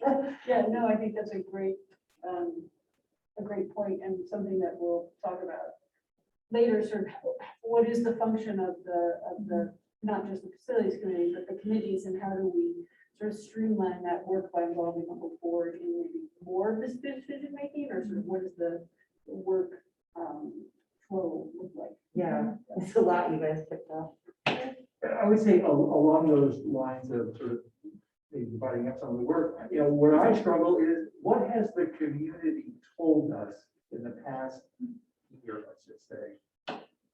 Our budget was approved 3-1. Now, does that mean that everybody's in favor of us spending $19,500 a student? Or does that mean that people see the direction that the board has been working and supports the board in what it's doing? I don't know. I look at my own school board race. For the first 3 years of this board, I was the face of closing schools. And then, so I, especially given the money spent by my opponent, what does that message say? I don't know. But I think that there's a great role for the communications committee to sort of work on getting that better feed as to where the community is currently, and especially given the upheaval with all, with all these schools who are sort of looking at whether they want to be part of a district or not. Are people reevaluating? And the other thing that folks should consider, we have the opportunity, the board, to say to Peter, as part of your strategic plan for equity, include in that plan the recommendation for what would the physical footprint need to be to support that plan. And so like the way that we think about this, we're not limited in how we kind of approach that. And we could think about that fundamentally different and say that the work of the facilities committee or whatever that looks like is going to take on these very short-term components that we can address. But given the priority of this and the focus of this and the importance of the footprint and the expertise that needs to be brought to that conversation, that should be a part of the strategic plan for equity that we then. So and all that should be on the table. I think that's a great point. I think that we all learn, and part of what has made this process so difficult is that none of us are experts in any one of these areas. And so, but I think we all felt the pressure to become or to understand the expert's point of view, and maybe that didn't work that well. And so to your point, it is within our sort of right or realm to direct administration to to bring a plan forward, since they have access to the information that we've already gathered from experts, as well as the expertise themselves in operation. Suzanne? Well, I was just wondering, 6 years since we came together. And at that point, we had chosen as a committee not to put on the articles, the school choice piece. It is now the time to look at school choice for elementary students, along with doing the transportation study as part of the facility, because that might, one of our fears was when we talked about it, when we chose not to bring it forward with an article, was that, we could very easily decimate one school. Say if all those parents in that one town all worked in another town or worked in Burlington, they might take all their kids and, you know, drop them off the way bridge on the way through or something. And then we have a school that didn't have any kids in it, the parents were working somewhere else. So that was one of our biggest fears. But maybe that's a step that we can take in the facility plan moving forward, is transportation, as well as think about school options for elementary kids. And then we were still moving forward, these things that we've talked about in the past, but it might be something that will keep the conversation in the midst of, is Montpelier really going to give us guidance when they change the funding? Or they're just going to change the funding and say, oh, well, you're left on your own, you figure it out, you know, so. I mean, Yeah, no, I think school choice is definitely something that we can. So I want to be mindful of the time here. So it is 4:15. We have communications and engagement to discuss. We have policy to discuss, and we have the way that the board works to discuss. And we have dinner at 5. Which is now a working. I vote for dinner at 5. Second. All right, so what I would like to do on the business conversation is ask you for a kind of like, how do you want that, what do you need from us to, in your mind, to go to the next step? Well, I mean, I think I need guidance on whether or not we're letting the discussion of school closure go. And we're focusing on actionable parts of the facilities master plan, like I mentioned, school choice, bond, sustainability. If that is what the board wants to direct the facilities committee to move on.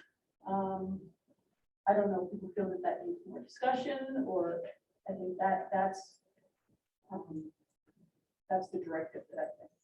And I see you, Barbara. I just, hold on one sec. So for now, I'm just going to put out there kind of to get the temperature of the room. And we don't have to solve for this now. We can have this discussion during a board meeting. But how are folks feeling with saying we want to, given the importance that we have with regards to the strategic plan for equity, the what's going to begin to change with regards to funding in the state, as well as the weighting study in general, that the facilities work is not going to right now include the identification of what schools to close.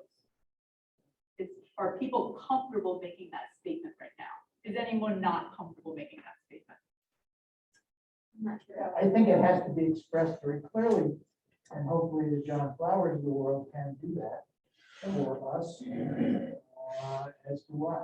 Because I think the more you keep changing your mind, so to speak, we get all this flack because we go change our mind when we weren't going to make a decision. And we get flack because we were going to. So I think publicly it has to be expressed that way. I mean, I agree with everybody on this, although I just don't think some of this is going to go away. And I think the equity component, especially for the smaller schools in this district, is a real issue. And it's just not equity of facility, it's equity of peers, and it's equity of all that stuff which goes into the difference between the small schools and what we would consider the large in this district, but just the average size school. And I've seen it so much in my own personal experience with my grandchildren, so I feel very strong on it. Lorraine? No, I mean, I very similar to myself.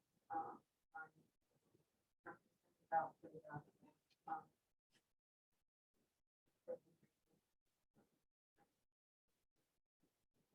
I don't see the scenario getting any better from the financial impact or the equity impact. So I'm not sure what postponing it is going to do, although I'm not as kind of feeling this thing. I'm just not sure that I'm. Barbara and Mary Heather. Thank you. So Barbara, I'm just trying to get everybody on that call. you'll be surprised tonight, and to see what I'm gonna say. I think that in a sense, we need to move forward with the planning in the sense, I think we need to really really get our arms around something very concrete about, well, this is how we'll make the decision, because I agree, ultimately, we're gonna be forced to close something.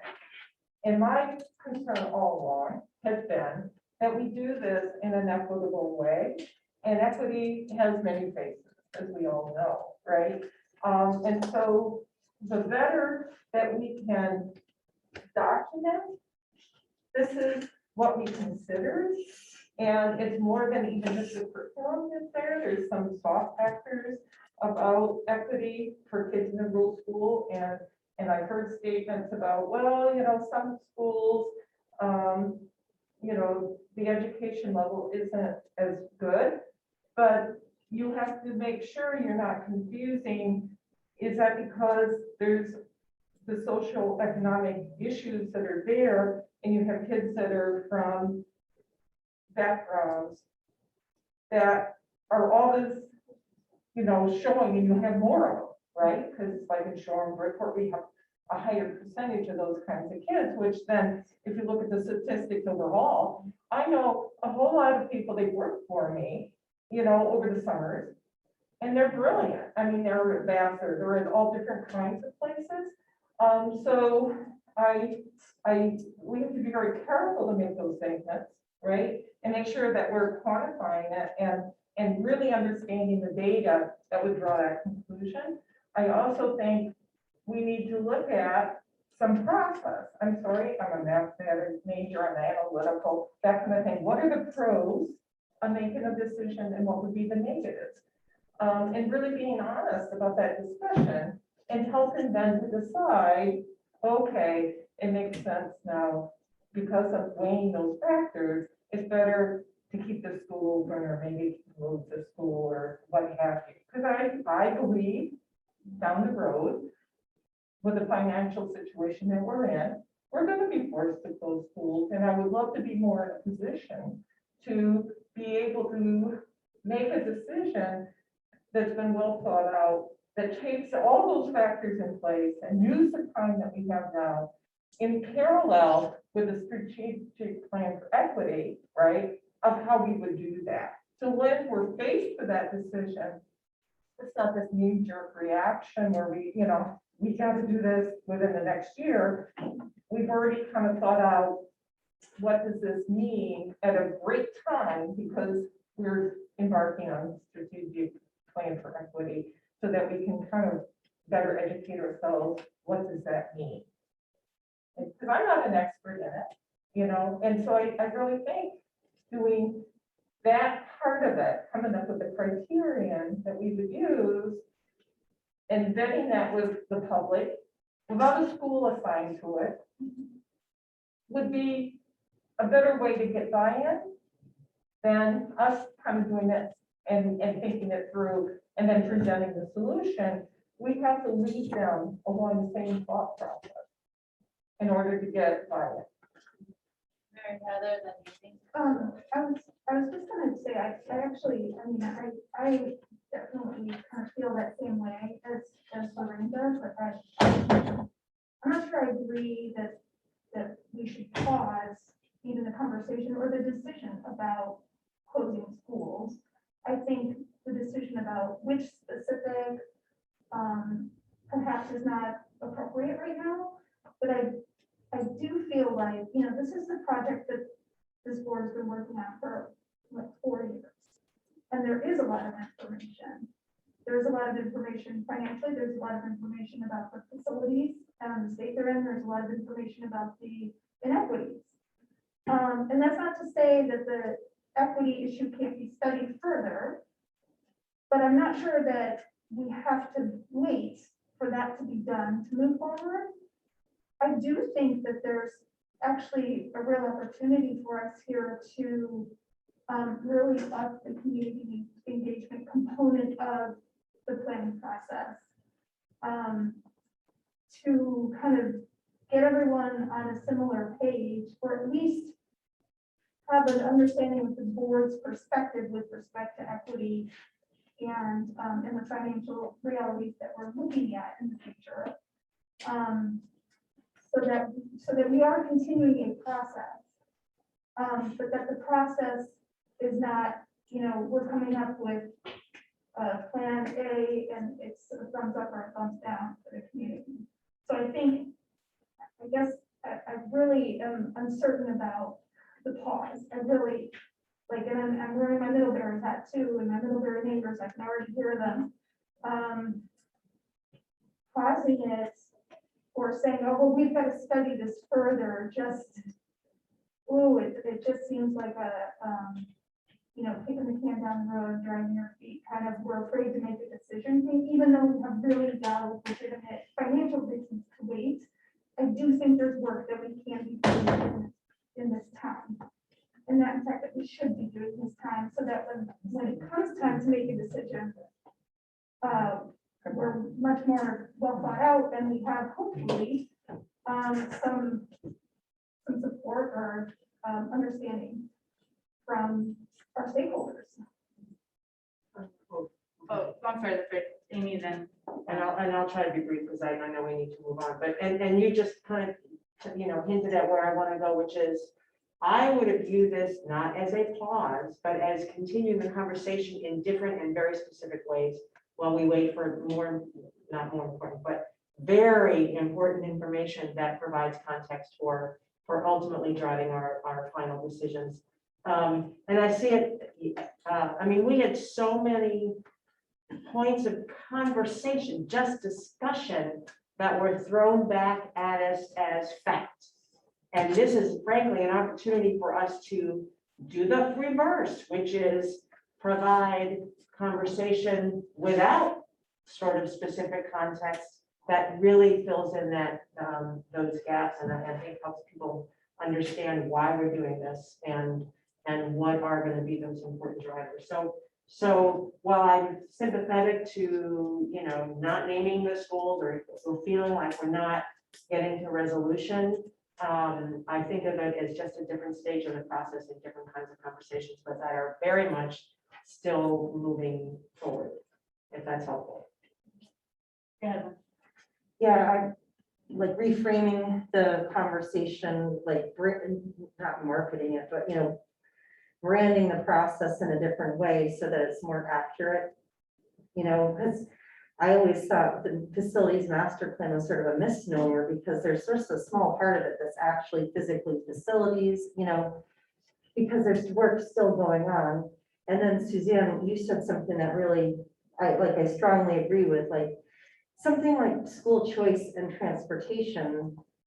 Like if suddenly school choice results in one school being, underpopulated, that's leading kind of the process. Or transportation, if we do a really, really way beyond what they did before, but I feel like there's other ways to lead the process, there's other points that can, lead us forward, with some of the things with transportation, like all the specific details about that, if we find out, well, there's this one school where, 80% of the kids are going to be on the bus for over an hour, or school choice, 70% of the kids decided to go to other districts. It's like, whoa, that's, I disagree with just completely stopping it, but I think there's a better way to go about it. But yeah, like I always thought the transportation, like as just a citizen, like why isn't transportation like the like the number one first thing that leads this? There was a point where they were counting Swamp Road as like a 365-day a year thing. I'm like, Swamp Road, like, anyways, it just seemed like transportation was a huge like decision maker that wouldn't even really be in our hands control wise. Like, anyways, you guys have done such good work on this. It's pretty. I was just going to offer taking as we're continuing down the path. We know that eventually we're going to close the schools. These are pieces in the pathway that we still have to hurdle before we can get to a final. The way you say it to the public, if they know that schools are still going to close at some point, but you want to get these other pieces in that would then determine possibly which schools really get closed. But, I mean, it would bring in Lorraine's feeling, Chip's feeling, because we're still saying that schools are, we're gonna close schools. You just gotta get these pieces done, and, I mean, if anybody, remembers the conversation 6 years ago, I remember that we had taken the school choice for all.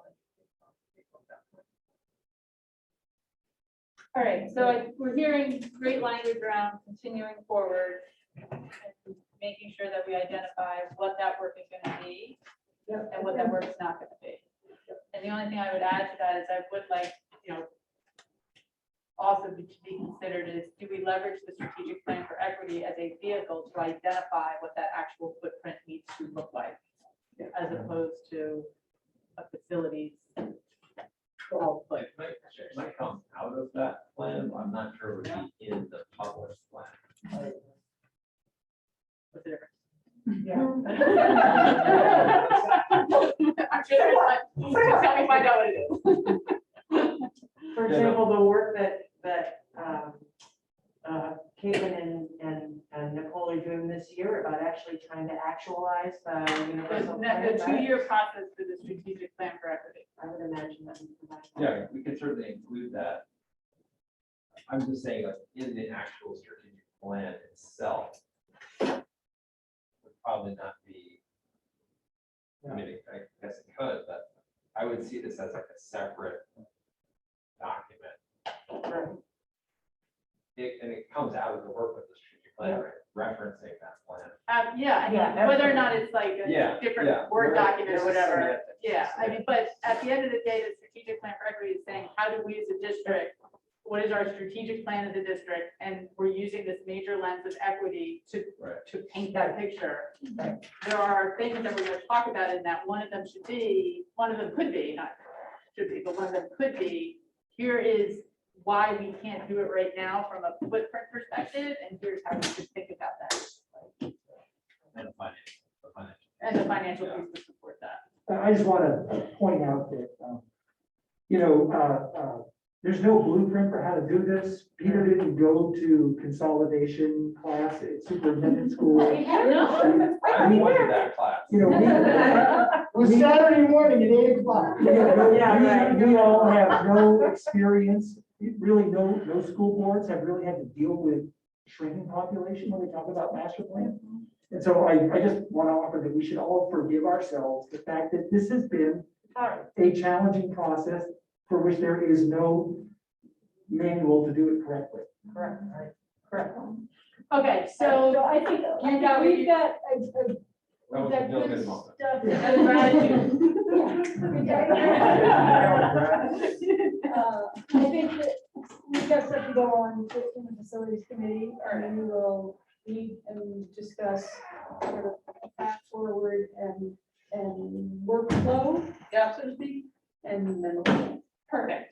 Right, that sounds awesome. All right, like the teacher had, and he said we should take a break. The realistic part of me says, Keep can't going. do that. So can everybody hunker down for a little bit more and we'll jump right into the Yeah. community engagement. Yeah, so I've got a handout, just because I made a little, I wasn't sure whether I would, be plugged into this thing to put something up. So No worries. I'm sending this around just so you guys can kind of follow along the train of that.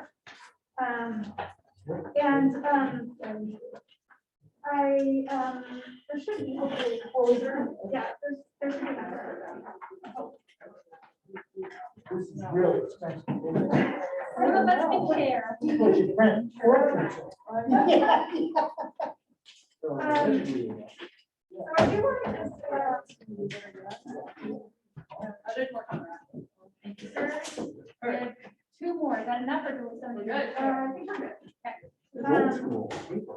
Okay, so stop talking about the paper quality. Really irrelevant. Oh, And you're gonna just set, you're gonna do high points on each of these slides, right? Okay, great. Yeah. So, Every word. the first thing I just want to point out with the first one is, because this is something that I had to sort of understand coming into this committee as a new board member and then chairing it, is that the focus of the committee kind of has always been around the facilities master plan. In part because it used to be the planning and engagement committee, which was specifically charged by the board you know, to move forward with this facility master plan and kind of come up with a blueprint for how to engage the community for that. And so much of the committee's work really centered on the facilities master plan and not really communications for the board as a whole. So part of what I want to do today is just see if the board kind of feels the same way that the committee does in terms of how we're thinking about communications. And we were thinking about communications as a more broad, you know, for the whole board and all of the boards work and how we interact with the community, being, or the public, being, you know, students, teachers, and our taxpayers and other stakeholders. The next page, the current scope of the committee's work, I just been sharing this with you. I'm not going to read it to you, but this is what we currently have on our website in the About the Committees little tab.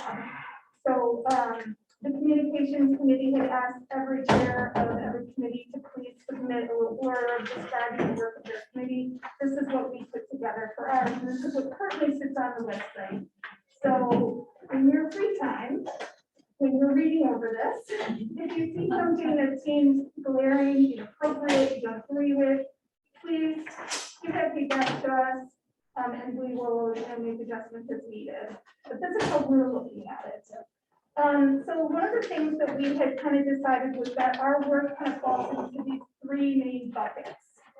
The first one is what we would call sort of informing the public, which includes kind of informing the board, the public about the board's purpose, our governance structure, our goals, our membership, kind of, this is why I've been bugging you guys about board bios and photos, because I want, you know, we want the community to see the people behind the board's decisions. You know, other things that we're informing the public about are opportunities to participate, all the draft budgets and other information informing our decisions and actions, the actual outcome of our board actions, and obviously providing access to links and recordings of our meetings and all that. The second bucket on the next page is inviting and managing input from the public. So this is where, you know, we have to figure out how do we handle public comments or, you know, emails that we get from the public. How are we responding to those comments and questions? And then when we have community forums and we're asking for people to provide inputs on Post-it notes and posters, how are we then compiling that information to deliver to the board so that it informs board decisions? And then also, again, falling within the range of responding to questions, how are we compiling community questions in a way where we can put FAQ documents out and kind of provide answers to questions that are frequently asked by the community? And then the last bucket is this active community engagement. And this is a little not quite as hard and fast in terms of how we think of it, but you know, I kind of think of it as like when we create spaces for active community dialogue, that back and forth, question and answer, less formal ways that we engage with the community, which may include, for example, the first conversations that Victoria and Mary did last fall. If some of us have gone to parent group meetings at the schools, I know Victoria and Jen have done that. Others have probably done that. Even just visiting the schools as a board member and talking with staff and administration of the schools. And just generally, you know, if and when we attend other school events or community events and we're board members and people know that, we're kind of diplomats, if you will, from the board. So those were the three buckets that we see our work falling into. And I guess I just kind of, we want to make sure that the board feels that that's an appropriate way to look at communications and the work of the communications committee. You know, obviously our work is directed by the board as a whole, so this is how we're looking at it. So we're kind of looking for a thumbs up, thumbs down on whether or not you all agree with that way of looking at it. Okay, so the next is we spent some time, a little bit of time, just kind of. You want a thumbs up or thumbs down? You got thumbs up. Okay, thumbs up. Anybody with a thumbs down? No, I just would make a point of clarification, though. I sent this comment on. Yes, I saw that late. Which is, you know, there's a funny, where it says inviting and managing input, and our community for really part of this, or are they really part of the third, which is engaging and inviting feedback versus managing communication to us. Right. So there's some gray area, and it probably depends on the purpose, so I just. wanted to- Yeah, I think there is a little bit of blurring between that sort of second bucket and the third bucket. And there might need to be a policy, a board policy on some piece of that, because I know other boards do have, you know, how you deal with public input. Yes, and actually I'll get to that in a minute. Okay. So the next thing that we did was to kind of look at kind of the intentions in each of those buckets and how we're doing that work, what our current methods are in doing that work. So for the first one, informing the public, you know, we really lean heavily on the website. We sometimes send emails out. I know historically the board has done board newsletters and updates, direct mailing, flyers, these sorts of things, and you can see all that. And certainly the strengths are that, you know, the website is easy to change and maintain, emails are fast, we can reach a pretty wide audience. The newspaper, whenever we have, you know, an effort or interview or something with the newspaper, you know, that's got a wide readership. So, so that's a good way to get information out. And then certainly the e-chat videos that the communications committee did last fall, I think are probably the most informative bits of information. And those are great to have on our website, but also I think there's opportunities to, you know, get just little pieces of them and somehow get them out. I think there's other creative ways that we can use that. The problem with some of the weaknesses that we identified as a group were that we're sort of communicating to certain people in a certain way. And we tend to really target the people who are already in our sphere. Another thing is that there seems to be, we're sort of hearing anecdotally that there's some confusion about whether communications are district communications or board communications. And so there's some duplicative overlap there that probably is causing more confusion than helping. Obviously, you know, this is where I kind of look to Jen. How are we getting to grandpa, right?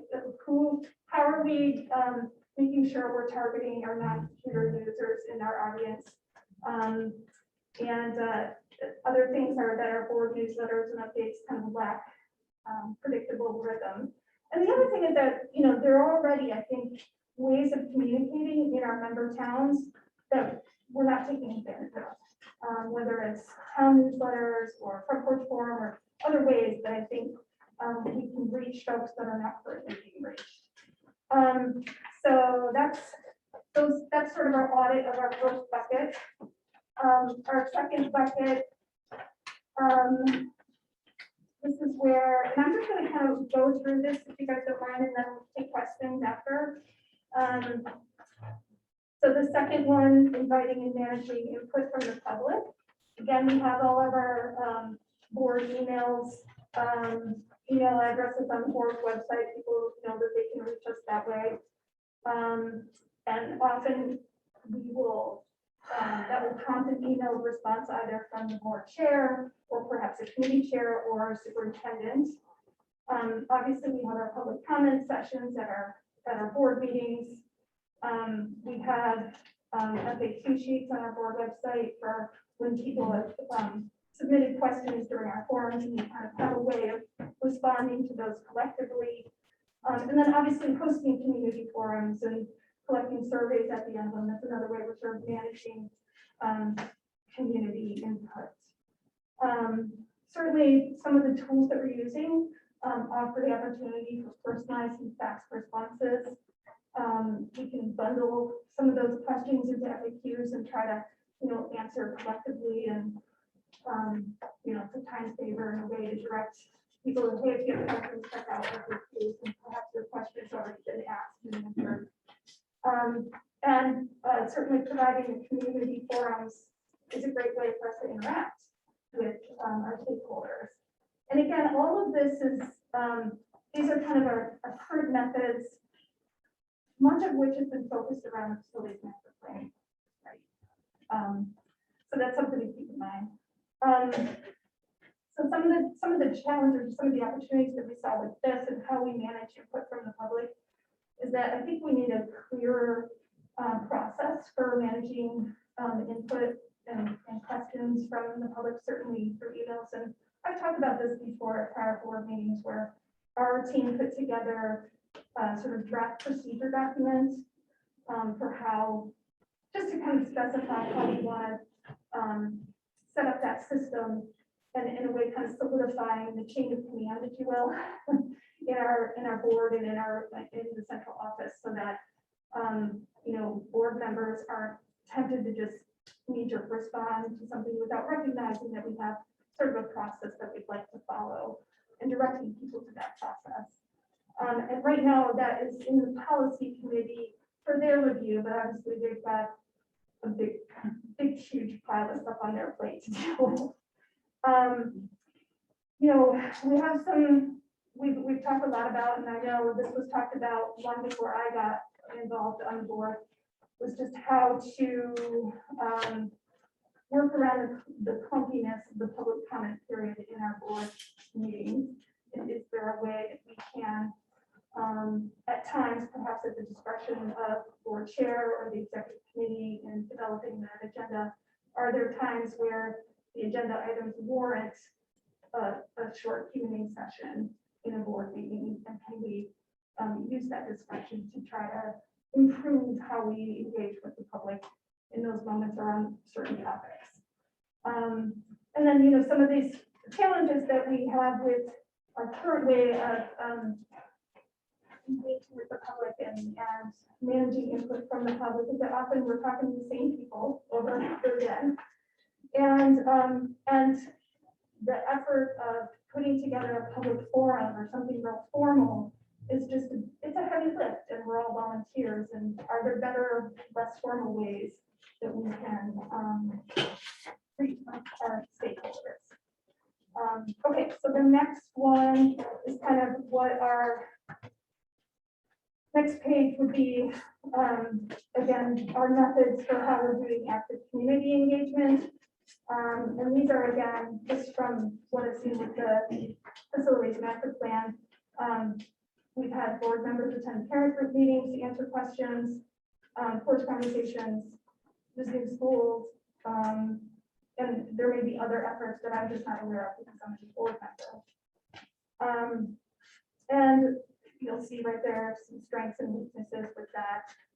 A couple of things that we really wonder about, and Amy, I think this might have been one of your comments, was just the sustainability aspect of it, and to what extent can we as board members, be that liaison to our stakeholders and have the bandwidth, given that everybody here probably has full-time jobs and families to attend to and other work, and finding that balance is something that we want to think about. So our group, in talking about all this, our current methods and some of the strengths and weaknesses with those methods, these were kind of some of the priorities that sort of rose to the top. And there are 6. They're not in any particular order. I hope that you guys have those pages. But I'm actually missing one of my pages somewhere. So I have it. okay, I have them. Oh, it's a little different. Yeah. So the ones that kind of came up were, finalizing a system for responding to public comments. I think that's pretty low hanging fruit. We've already put together a procedure document, so I feel like that's something that we can get done pretty quickly. The other thing we talked about was this idea of providing regular board summaries, but using existing district communications so that we're not creating a new communication, but rather we're putting in an appearance in some existing communication format. And it could be, I don't know what rhythm would work, but something that could be sort of predictable for the community, like whether it's monthly or quarterly, something that makes sense to this group in terms of how often do we want to just create a touch point? Hey, community, here's what we're working on. Here's a summary of some of the committee work, and you know where to find us. The other thing we talked about was diversifying our communications. You know, again, I think we all felt, and this was actually helpful at our last meeting, we had Emily, our new communications director, join us, just to talk about, you know, we've got all this great content on our website, particularly around the facilities master plan. But our sense is that, just based on some of the feedback we're getting from our stakeholders, that folks don't have the time to read through all that content, or they don't know where to find it, or they're having a tough time navigating, what have you. They're just not getting the content, even though we have good content, and I'm thinking specifically about, you know, our e-chats and that's some of the other things in our facilities master plan journey, you know, kind of evidence and supporting information that is really kind of provide the foundation for board actions and board decisions that should be out there for folks, so that they, you know, kind of don't feel like things are happening behind closed doors on purpose. So, you know, I think our group could work on, you know, other creative ways to get existing content out there. So it's not creating new content necessarily, but how to get it out there so that we're doing some of this work of sort of pulling the curtain on the board's work around. And I'm thinking specifically about facilities master plan, but any of the work that we do. And then finally, that last page, try to figure out how to target non-current ACSD stakeholders, you know, those taxpayers that are not part of our regular sphere. How are we getting to them, and how do we get a temperature gauge from them? Increasing community engagement and Q&A sessions, and I think this can be a really good opportunity to kind of use this time that we're talking about with the facility plan. How do we you know, get in existing community meetings or school meetings to just have conversations around the challenges with the facility master plan. And then finally, using other existing avenues of communication in our member towns to engage. And I know everybody's looking at the clock, so I'm going to stop talking and ask if anybody has any questions. I'll just add a comment, which is, and I would say for these 6 priorities are not new. They were kind of on our list last year, which I think shows that that we still haven't figured out how to do it all well. And that with half our committee now being new members, the same questions have come up about why we haven't done it, and we're sort of like, we're still trying to figure out how with the capacity that we have, and without burning out poor Victoria and Mary and sending them into 9 communities to get slammed by the same people or whatever. Anyway. And the only thing I would add to that, and Chip, is what are we striving for here? Like, even in my job, like, I feel like if I'm trying to get it to that 100% of the people hear and understand, I'm setting myself up for failure. Absolutely. Because no matter what I do, there's still gonna be somebody who goes to the Georgia Stone Mill and says, how do I get in? Yeah. Like, no matter what sign I put on that door, it's still gonna happen. Yeah. And so I just think we really need to be very thoughtful about when we say the word people think, the phrase people think. Let's quantify, really, is it 5%, is it 10%, and when do we not react? So that's the only caveat I put that. Chip and then Peter. Just quickly on that. We have to set times that are work sessions where we talk about things and make decisions. And then there's time for hearings. Okay. And the question and answer and response to public information will be endless. And we will never get to something. Congress doesn't work by having the constituents come in and argue the points to the representatives. To make the decision. So I mean, I think there has to be this division. I understand the public's and going after it, absolutely, but I guess I'm a little cynical at times about it, and that a lot of work can go into something that only touching the same people that are gonna be there asking the questions. And, you know, That's people who exactly want my to be point. involved as a taxpayer, they have plenty of ways to be involved. So I don't think you need to go out and try to convince them how to get in the door when they never even come there, okay, so to speak.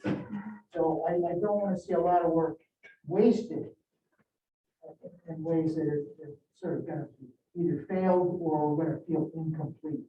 I'm really strong in my opinion on when it's not a hearing and when it is a hearing, just. Peter?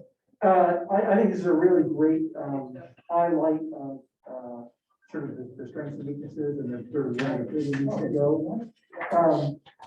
And I would also just say that I think that the communications efforts that have gone on for the past 2 or 3 years have frankly been above and beyond, and have been really impressive, I think. And you know something? The whole world is still trying to figure out how to organize things on a website and how to push things out to the public and all that. And I would also just say, I remember being at a VSBA meeting years ago, and a national expert was there speaking and basically said, you know, if you don't have something to go out and engage the public with, don't go out and engage with the public. And I think that was a good message. Other comments?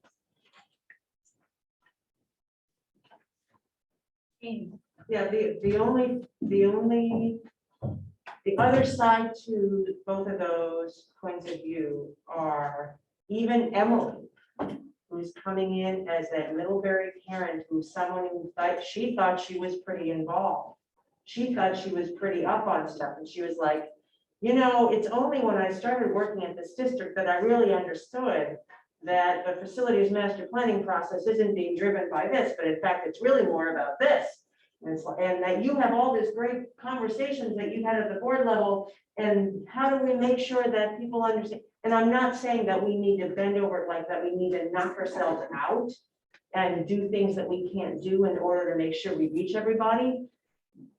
But it's just this constant reminder that the onus is on us to, if we're gonna do this, and again, that's why I was saying in our previous conversation, this year's an opportunity to do more of this, which is to engage around the issues so that we see it as an opportunity for people to better understand what we're trying to do. And ultimately, we're gonna have to do it anyway, and whether or not they understand it before or after, or, you know, whatever. Anyway, that's all that's to say that we are aware of it, and we're aspirational, I'll put it that way. Yeah. So but as a point of determination for the committee, I wholeheartedly agree that the focus of the committee should be how you outlined it. You know, the thumbs up, thumbs down question. Does anybody disagree with what she wants, what this committee is proposing with regards to the focus? Oh, Well, this is very thoughtful. Very thoughtful. I just and a lot worry went how into it, it's and worked out. thank I think it's. Well, how they figure out how to do that, is, Exactly. you know, that's, Exactly. but as an area of focus, are we Yeah, all in that's agreement that the Yeah. commission has a lot of thumbs up? Well, that's great, and I think, you know, for the day-to-day sort of board operations and how we put out information, I think, you know, the focus is gonna have to be systems, because we don't have the bandwidth as a group to do it all like a job. But when it comes to bigger projects like facilities master plan or, you know, the strategic plan for equity, I do think there is an opportunity to invest some time and effort in active engagement with the understanding that, you know, if we have an attitude, well, you know, people know where to find us, and we know people aren't always going to actively seek out the website, where they're not going to show up at a board meeting until they've heard something from the group on and they're angry about it. I feel like, you know, making the effort to meet people where they are in some ways intersects that possibility. And it's an investment for sure of time and energy and money. But I do think, you know, the long game is that it perhaps will make our decision-making a little easier. And you know, perhaps feel a little more confident when it comes comes time to vote, because, we've dabbled and had some time rubbing elbows with the folks who are impacted by our decisions, so. And the only thing I'd ask is that as the committee, you all get, you identify your ways that you feel that this is how we're gonna go and meet these constituents and be proactive in our communication.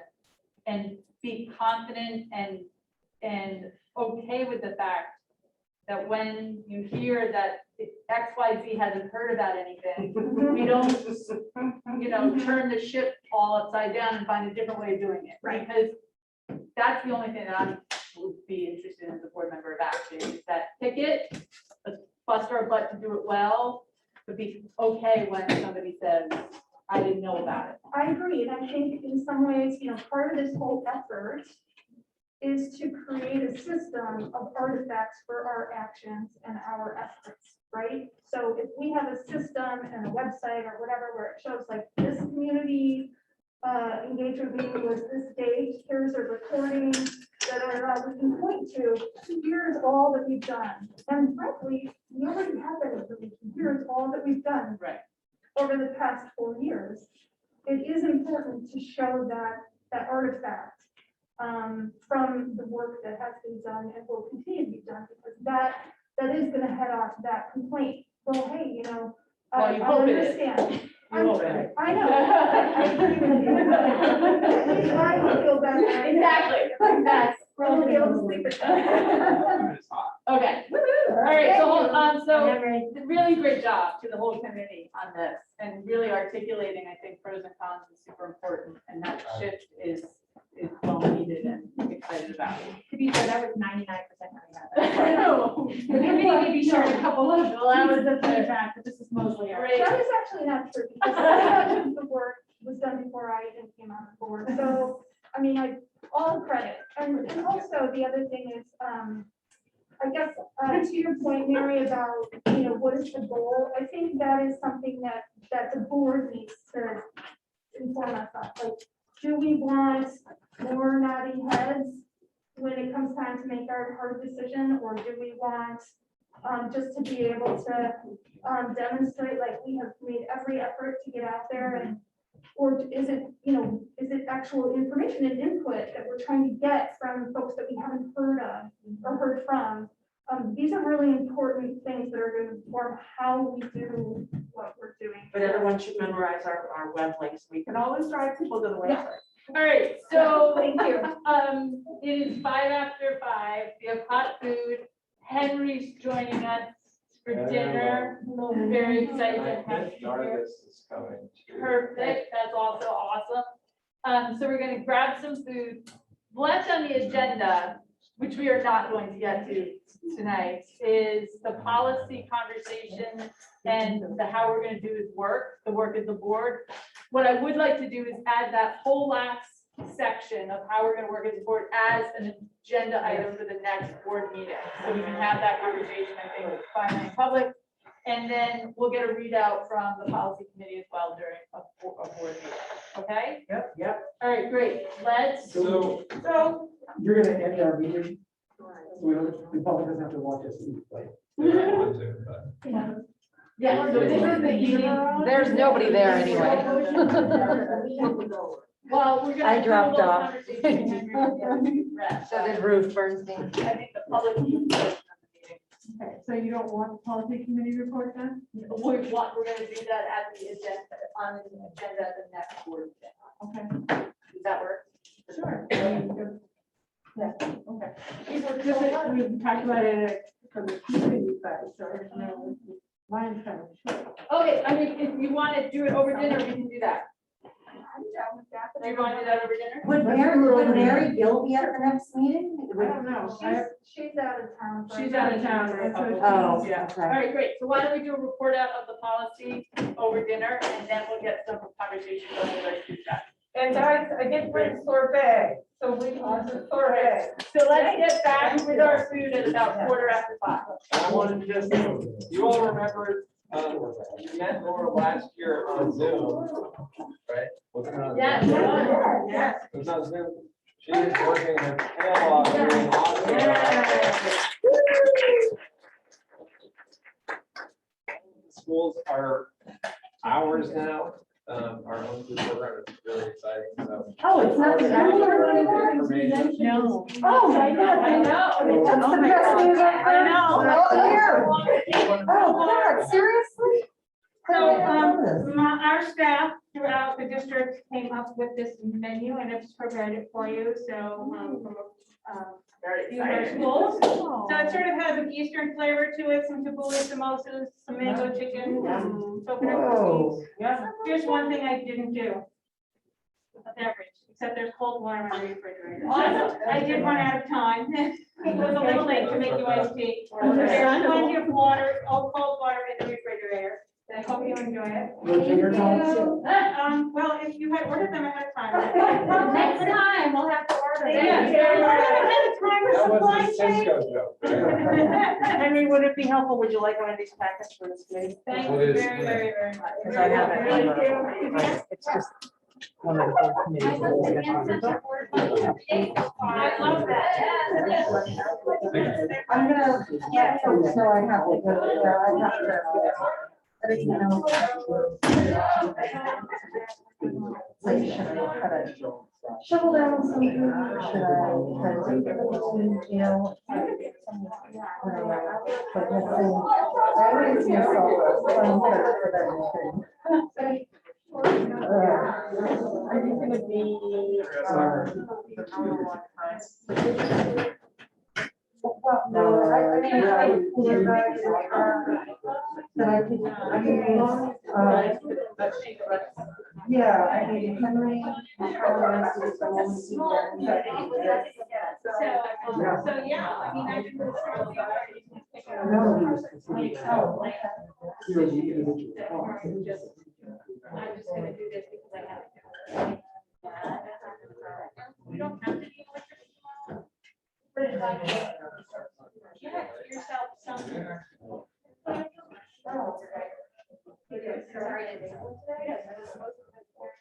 Yeah, I'm assuming so. I sent a text to Dan.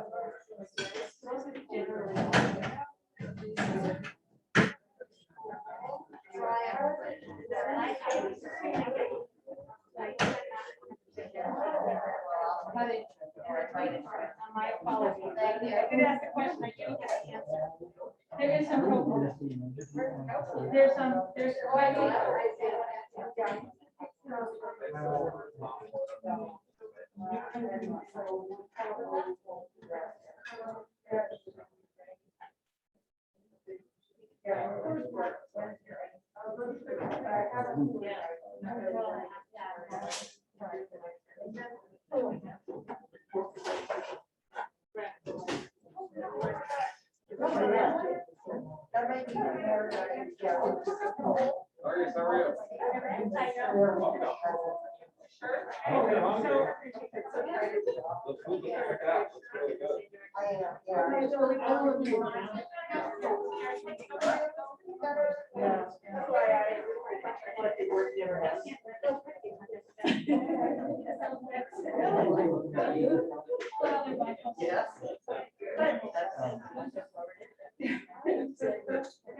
Running around on the gerbil wheel.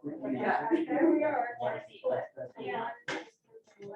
What, you didn't want to see another year's worth of porch conversation? Not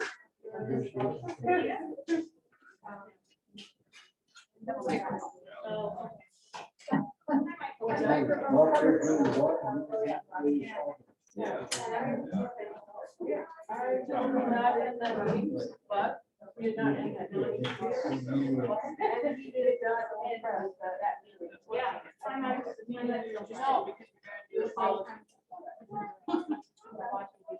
Oh, yeah.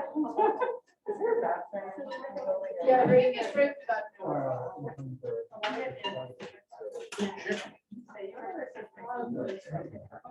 But I think there's. Halfway through our steps. Yeah, I just started that.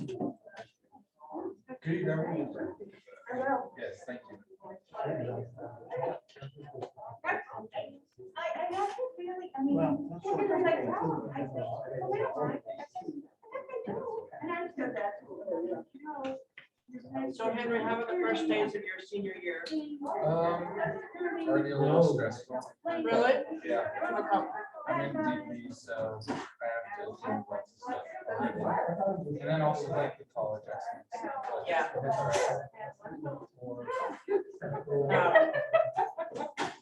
Yeah, I won't even ask where you are, even though. I can tell you. Okay. Probably Hamilton. Probably where? Hamilton. Oh, oh, great. Yeah. For the soccer? So, I mean, it's a really good school regardless. Yeah. Long Hill. Yeah.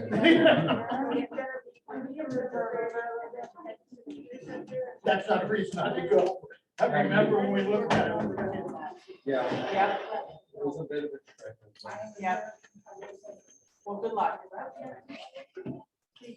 Hi, nice to see you. Without a mask? Yes, gosh, I know what you look. No, I can say hello when I I see know it, I see it. It probably would help them though if we had our name. Yeah, we could be our name plates. I saw them. So folks, so that we can end the meeting, if we could do the policy conversation now. And then we'll let people get their afternoon. Yeah.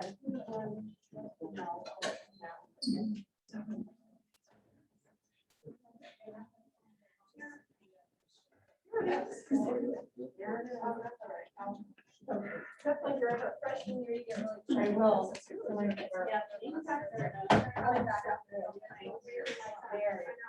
I was wondering if someone has a Henry on front of their shoulder. So we're- No, we're gonna do this. For the first day.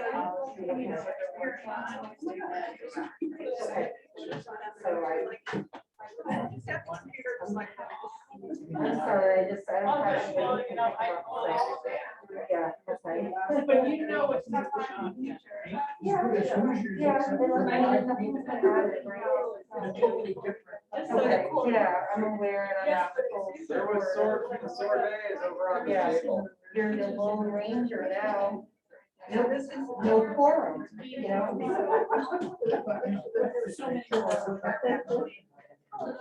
So, and then there's a couple of So the policy committee has been.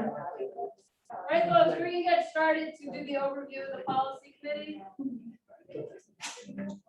And then everyone can do their thing. So over the summer months, policy committee has been meeting and thinking about ways to kind of like streamline things, make things quicker, which is talking policy, there's not really a policy.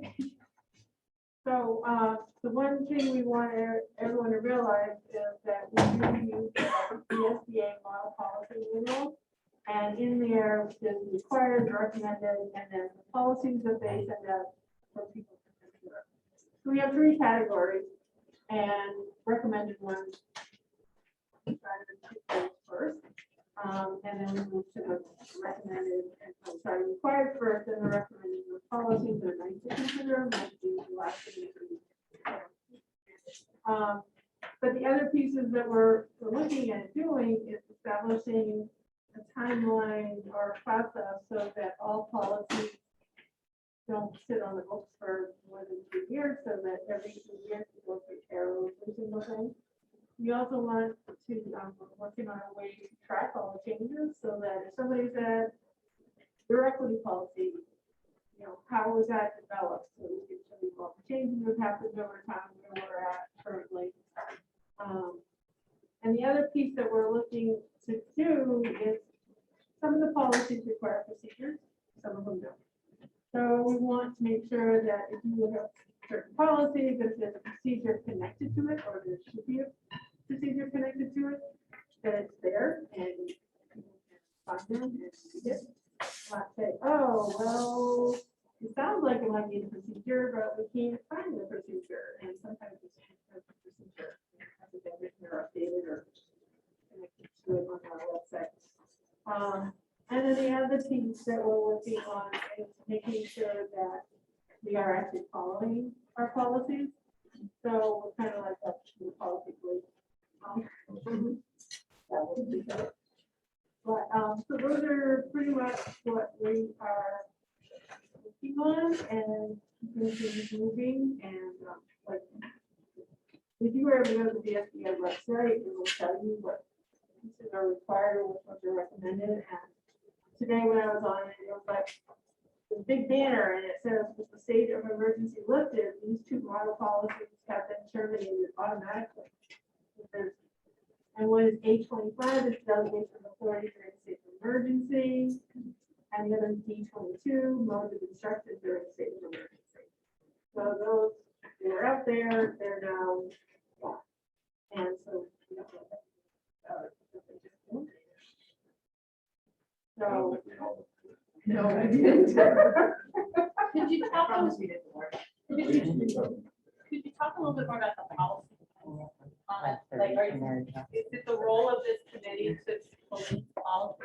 So we're the ones that are kind of making sure that we're following our policy, so we put policy in place, and then we notice that maybe it hasn't been followed or hasn't been updated, and we're gonna come forward and say, no, we have this policy in the books, but it doesn't seem like we're using it or it hasn't been updated. And so that, I think that, that's a big purview. Because there's a lot of policies that, and there's a lot of action that's going on in the school district that you would have no insight into without a considerable concerted effort to have insight into. And to say that that responsibility that falls on this committee is a huge statement. And I don't know if we have the system in place to do that. well, like what we're doing right now, we're finding the procedures, we've noticed that some of the procedures we can't find. So that we are kind of policing our own paperwork, finding that, let's say that, there's a procedure there. You find it. Well, that's different than policing policy. Like making sure that there's a procedure aligned with policy is different than saying, are all the policies in the school district being followed? Peter? I was gonna say, I think a lot of what it is, though, is, it will say, annually, the superintendent will report. So it's not questioning whether that report policy, but just the report how to do it. Yeah. So you're really making sure that, generally policy has a report out of some kind, or annually this will happen. Really making sure it happens, more than just making sure the policy itself is followed. Yeah, I think that's talking really about interesting. board policy or district-wide policy? No, like some of the things that Peter just mentioned, most are things that would come from this Peter. But if we haven't heard them or haven't seen them, then we might make, ask, policy such and such says that annually we should have this. We haven't seen it or haven't come across the board agenda. Or something somewhere else that we haven't seen. Something like, say, a policy for students. You talking about those, like building specific, or no, those, or just our policies are district policies. At one point, school adopted policies and then that just played differently, maybe than what the district has. Slowly over time, all of the policies have become. So that, again, we have to look at that there should be a report on X. And we haven't seen it on the agenda of that policy. Policy says we should be reporting on this one, we haven't seen it recently yet. Maybe if I post it, but not across the board. I think it should be a narrow scope. I do. I think it's a slippery slope. I think that if there are things in policy that require some type of report or something to the board, then the policy committee keeping track of whether or not we get those is absolutely appropriate. I think if it's other things about how this district operates and we're policing whether or not that is happening, that is a different scope of work. Well, it's operations. And then I do not think the policy committee should take on. And then when we do get a report, it gives both the presenter, like Peter, an opportunity to say, this part of the policy actuality from an implementation perspective, maybe we need some more clarification, improvement on it. And we could ask questions, which could drive change to the policy, right? But it's really driven by the report, the feedback. So, for clarity's sake, at least from, this might be back to the policy committee, if you're saying that certain policies have a reporting requirement, and it will be the work of the policy committee to ensure that those reports are submitted, I completely agree. If the language says it will be the work of the policy committee to ensure that all policies are appropriately enacted in the district, I don't agree. There's a lot of policies is not policy, like the superintendent may not discriminate or or may not censor material. They don't really have a policing aspect until somebody says they have to policy. Right, and then it gets brought, and then there's a whole process for how that gets brought in front of the board with regards to the judicial nature that this board then must And take some on. of that was coming up, procedure piece that came to something. She's our new, she's our newly replaced. Newly appointed. So she's helping us. make sure that the procedures are- that we found. There's a question of ask was who is. I've only been to one or two meetings. Well, maybe we got. I don't know, Suzanne, if you're ready for some questions. I just want to check something. I'm curious, I'm thinking of the SBA website and all of their required versus recommended. Where is this committee at, where is the board at in terms of, getting all of our required ones, getting up to par with what the SBA recommends for our district to have? We pretty much finished last year with all the required ones, but that were, the required ones never really end. So that we might have gone through all the required ones last year, but over the summer, they might come out and say, oh, we had our lawyer look at these, update these, so now these are required ones that now need to go back through your board. Gotcha. But that's why policy work never really ends, because it's just a perpetual circle. And then, like, in terms of the committee's bandwidth, like, is it, and I'm thinking even just of like, when the board decides like, oh, we want a policy for whatever, putting it in queue with the work that you're still, the revolving work that you're still doing, just to keep up with required policy, let alone recommended policy, how, is it realistic? I mean, what's your sort of backlog, I guess, I'm wondering. If the board was to tell us that a certain policy they wanted ahead of things, then you take the direction from the board. If the board says, we know that that required policy is coming, but this one's really a high priority, then switch around the work based on what the board needs first. But I mean, the required policies, you have to get through them over the course of a year, so. Board meeting every month, so. Okay, thanks. Any other questions? Thank you. This is a thankless committee policy sometimes. Thankless piece of work. No, it's a thankless work sometimes on that committee, so thank you. All right, so with that, I think we can formally end the meeting. Do we need a motion? Yes. No. We didn't formally adjourn. I opened it. Oh, we did. Yeah. Well, what the heck? All right. I'll move we adjourn. Thank you all very much. We're gonna take that last chunk of how the board operates, and we'll do that as an agenda item during our board meeting. Any other questions or comments? We'll hear from Margaret about how. Well, yeah, we're good. Yeah, adjourn. Go ahead. We're gonna let her keep that. I want to hear about how the first day is. Yeah, now we're gonna chat with our student rep. How was your first day? It was, yeah, it was very hot. That's what I heard. First day was very hot.